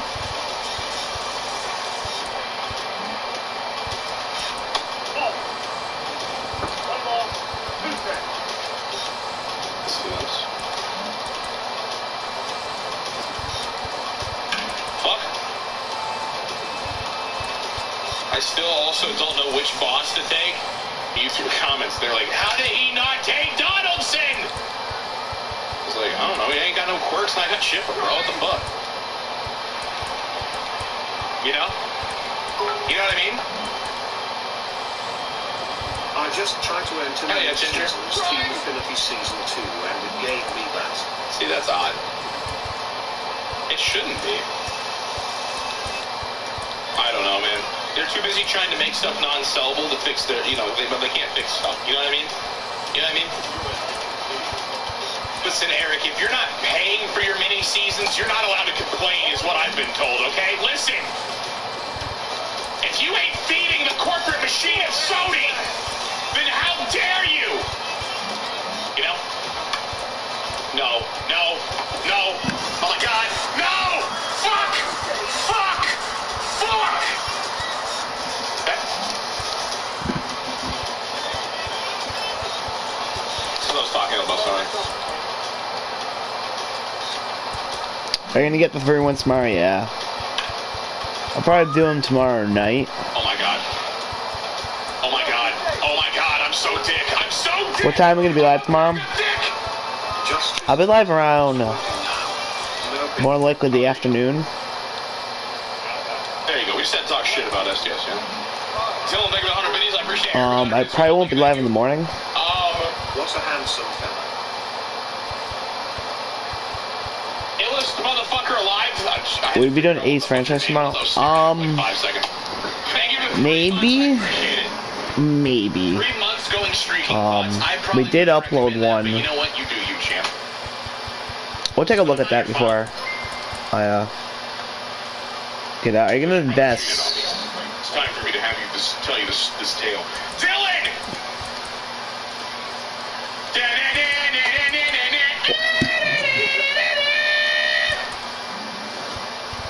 Thank you. I appreciate you. Thank you. Anyone else game XP not counting? I haven't got any game XP this season. Yeah, you gotta delete the game and reinstall it. That's actually the fix. We're playing events right now. Do you prefer jelly or jam? What is the difference between jelly and jam? Like one has seeds or some shit? I don't know. What the fuck is it? We're all playing like ass oysters, so I'm gonna grind events since they're about to go away. Because I'm playing like shit. I can't hit nothing. Yeah, I gotta play BR. But at the same time, I also need stubs.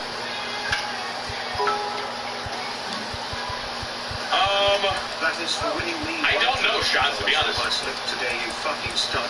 I gotta give back to the community. Yo, look at you, bro. Dylan, thank you so much, man. Did you put a slip up with the stuff we did for 1,000? That's fucking nutty. Look at you, bro. Look at you, brother. Thank you, man. More shout out, thank you for the gifts as well. I appreciate it. That's such a bad swing, Chad. I'm just not hitting. The difference is I can't jelly my dick down a girl's throat. Oh. Oh. Am I sub to you? No, you're not. But that's okay. My alert sounds like your doorbell. Where do you think I got it from, bro? I was sitting there at your walls, and I went, ooh, that doorbell sound, it sounds real nice. I'm gonna use it for my Twitch alerts. Hope you don't mind. You know. Because there's a holiday this week, come spin. Come on, baby. Rewind. Oh, fan? Yeah, my Twitch alert sound like your doorbell. Because they are your doorbell. That's where I got the audio from.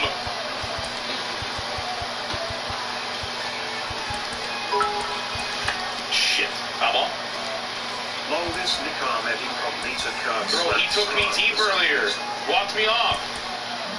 I still haven't recovered, Eric. Give me 100 minis.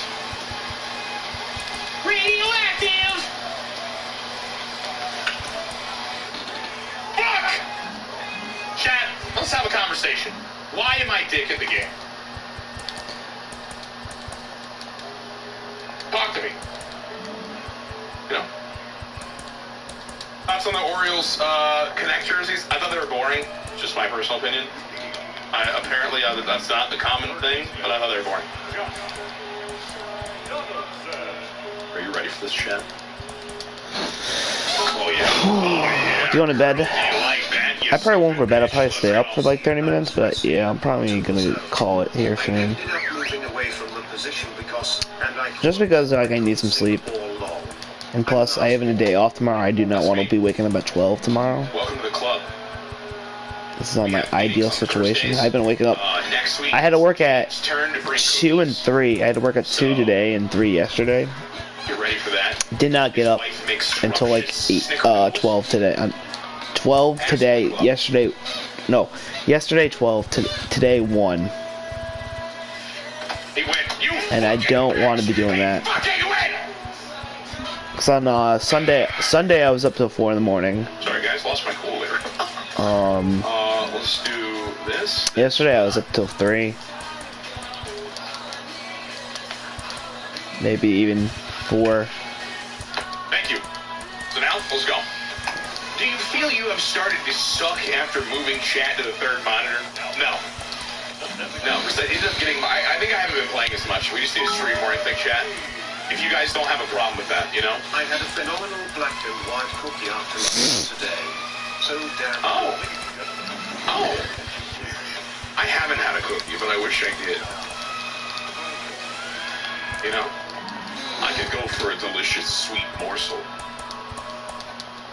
Alright, David Ortiz. How do we get him out? Fly ball. Yeah, it's so tough to make stubs this year. And plus, flipping is honestly very, very boring to me. Like, it's a good stub making method, but favorite. I ended up liking the Mariners one quite a bit. I wasn't in love with the pants selection though. I saw somebody on Twitter. They photoshopped. Oh shit! They photoshopped what it would look like if they had blue pants instead of just jet black, and it actually looked a lot cleaner. Don't know why they didn't do that, but whatever. The Reds ones, I'm all in. I'm all in. What's up, Aether? How are you? But I like wearing all black, and the red trim got me a little horny. The socks made it for me. City Connect jerseys were really nice. Jay, you think he's gonna hit this?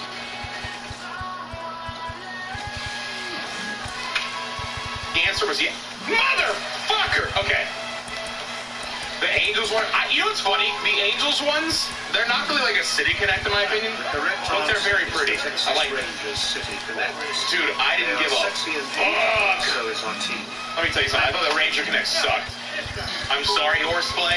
I know that you're never going to invite me to your birthday party anymore. Oh, I lost. And his girlfriend was there with him. My buddy left to go to the store and his girl started getting real close, and before I could stop her, she leaned over and said, "Is Class A going diamond?" Okay, thank you. Yo, Bigger 10 months. I appreciate you. Horseplay with the 100 biddies. Thank you. Trev's Bell, the 100 biddies. I'm sorry, Trev won't like me, not Horseplay. It's Trev's Bell that was interested in the Rangers. I hated them. Thought they sucked. You know? The Padres ones, actually I don't hate them. I kind of like them. You know? Why is 99 McGuire swing so ass? He's probably one of the only cards I've been hitting with. Chad, I'm not getting any hits at all right now, though. I'm, like, really struggling. I didn't like the Rockies one. You've been waiting for Class A? No. Thank you. The Marlins were solid, yep. The White Sox last year were solid, too. Chat, let me tell you something, chat. I've been getting my dick tossed in events right now. Are you ready? Are you ready to know how I've done? I gotta see the information here. Even though I'm a huge oh my god! Fan, I'm really boring to have a cool city. Oh my god! Chat, I'm the only person on my friends list that has an under 500 record in the events right now. I'm 2-6. Okay. Oh god. Chat, why am I so bad? Oh, get out of that. Thank you. Why am I so ass? Well, I've got news for you, Dylan. You are in fact the one that sucks. Just kidding, I love you. But chat, he's bullying me? He said I suck. Thoughts? Thoughts, chat? Thoughts from this treasonous son of a bitch?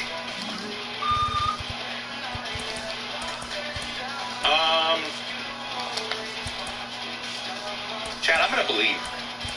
I'm gonna believe in myself. Because you know what? Yes, I can. Chamui, thank you for the 12 months. Entire year, thank you. Damn, I went 15-16. Damn. Damn. What Japanese food do I have tonight? I don't have any next to me right now. We ate one earlier. Where the fuck did I get all these golds from? Like a wafer that had strawberry cream in it. Is it bullying if it's true? Yes, bitch. What the fuck? Put Damon in. Didn't give me missions though. Ah, fuck him. Fuck him. Chad, I'm getting into the game right now. We're gonna win. I should open a P.O. box. I feel like you guys are just gonna send me like bags of shit. Maybe like, alright, this one's from Alcanoa, Michigan. I don't know if that's a place, just throwing it out there. And I'll be like, oh, it's a bag of poop. Yay. Or it'll just be letters about Emmanuel Clase being a fucking diamond. Bag of dicks. Why would we do that? I think some of you hate me, so I sent you actual things. Pasta. I think we know that you and a lot of the other chat members are very different, okay?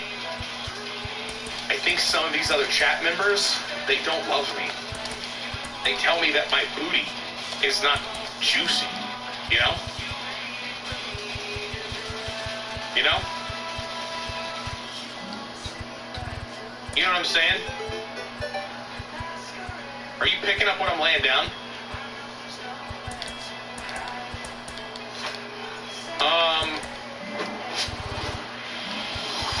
Let's see.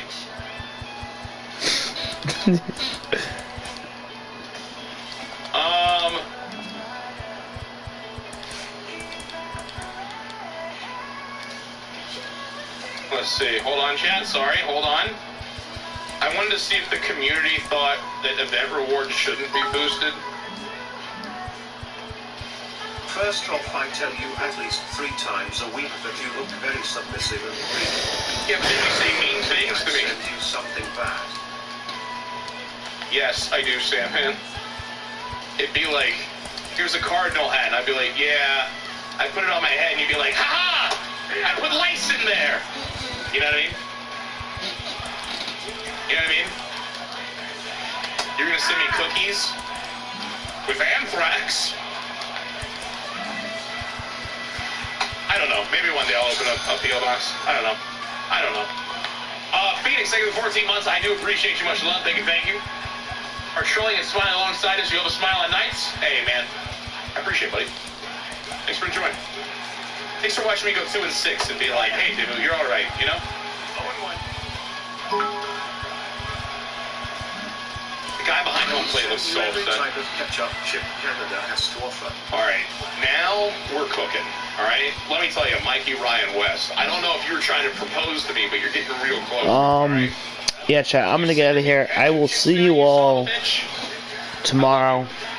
I'm gonna go get some sleep. Dude, peace out. See ya.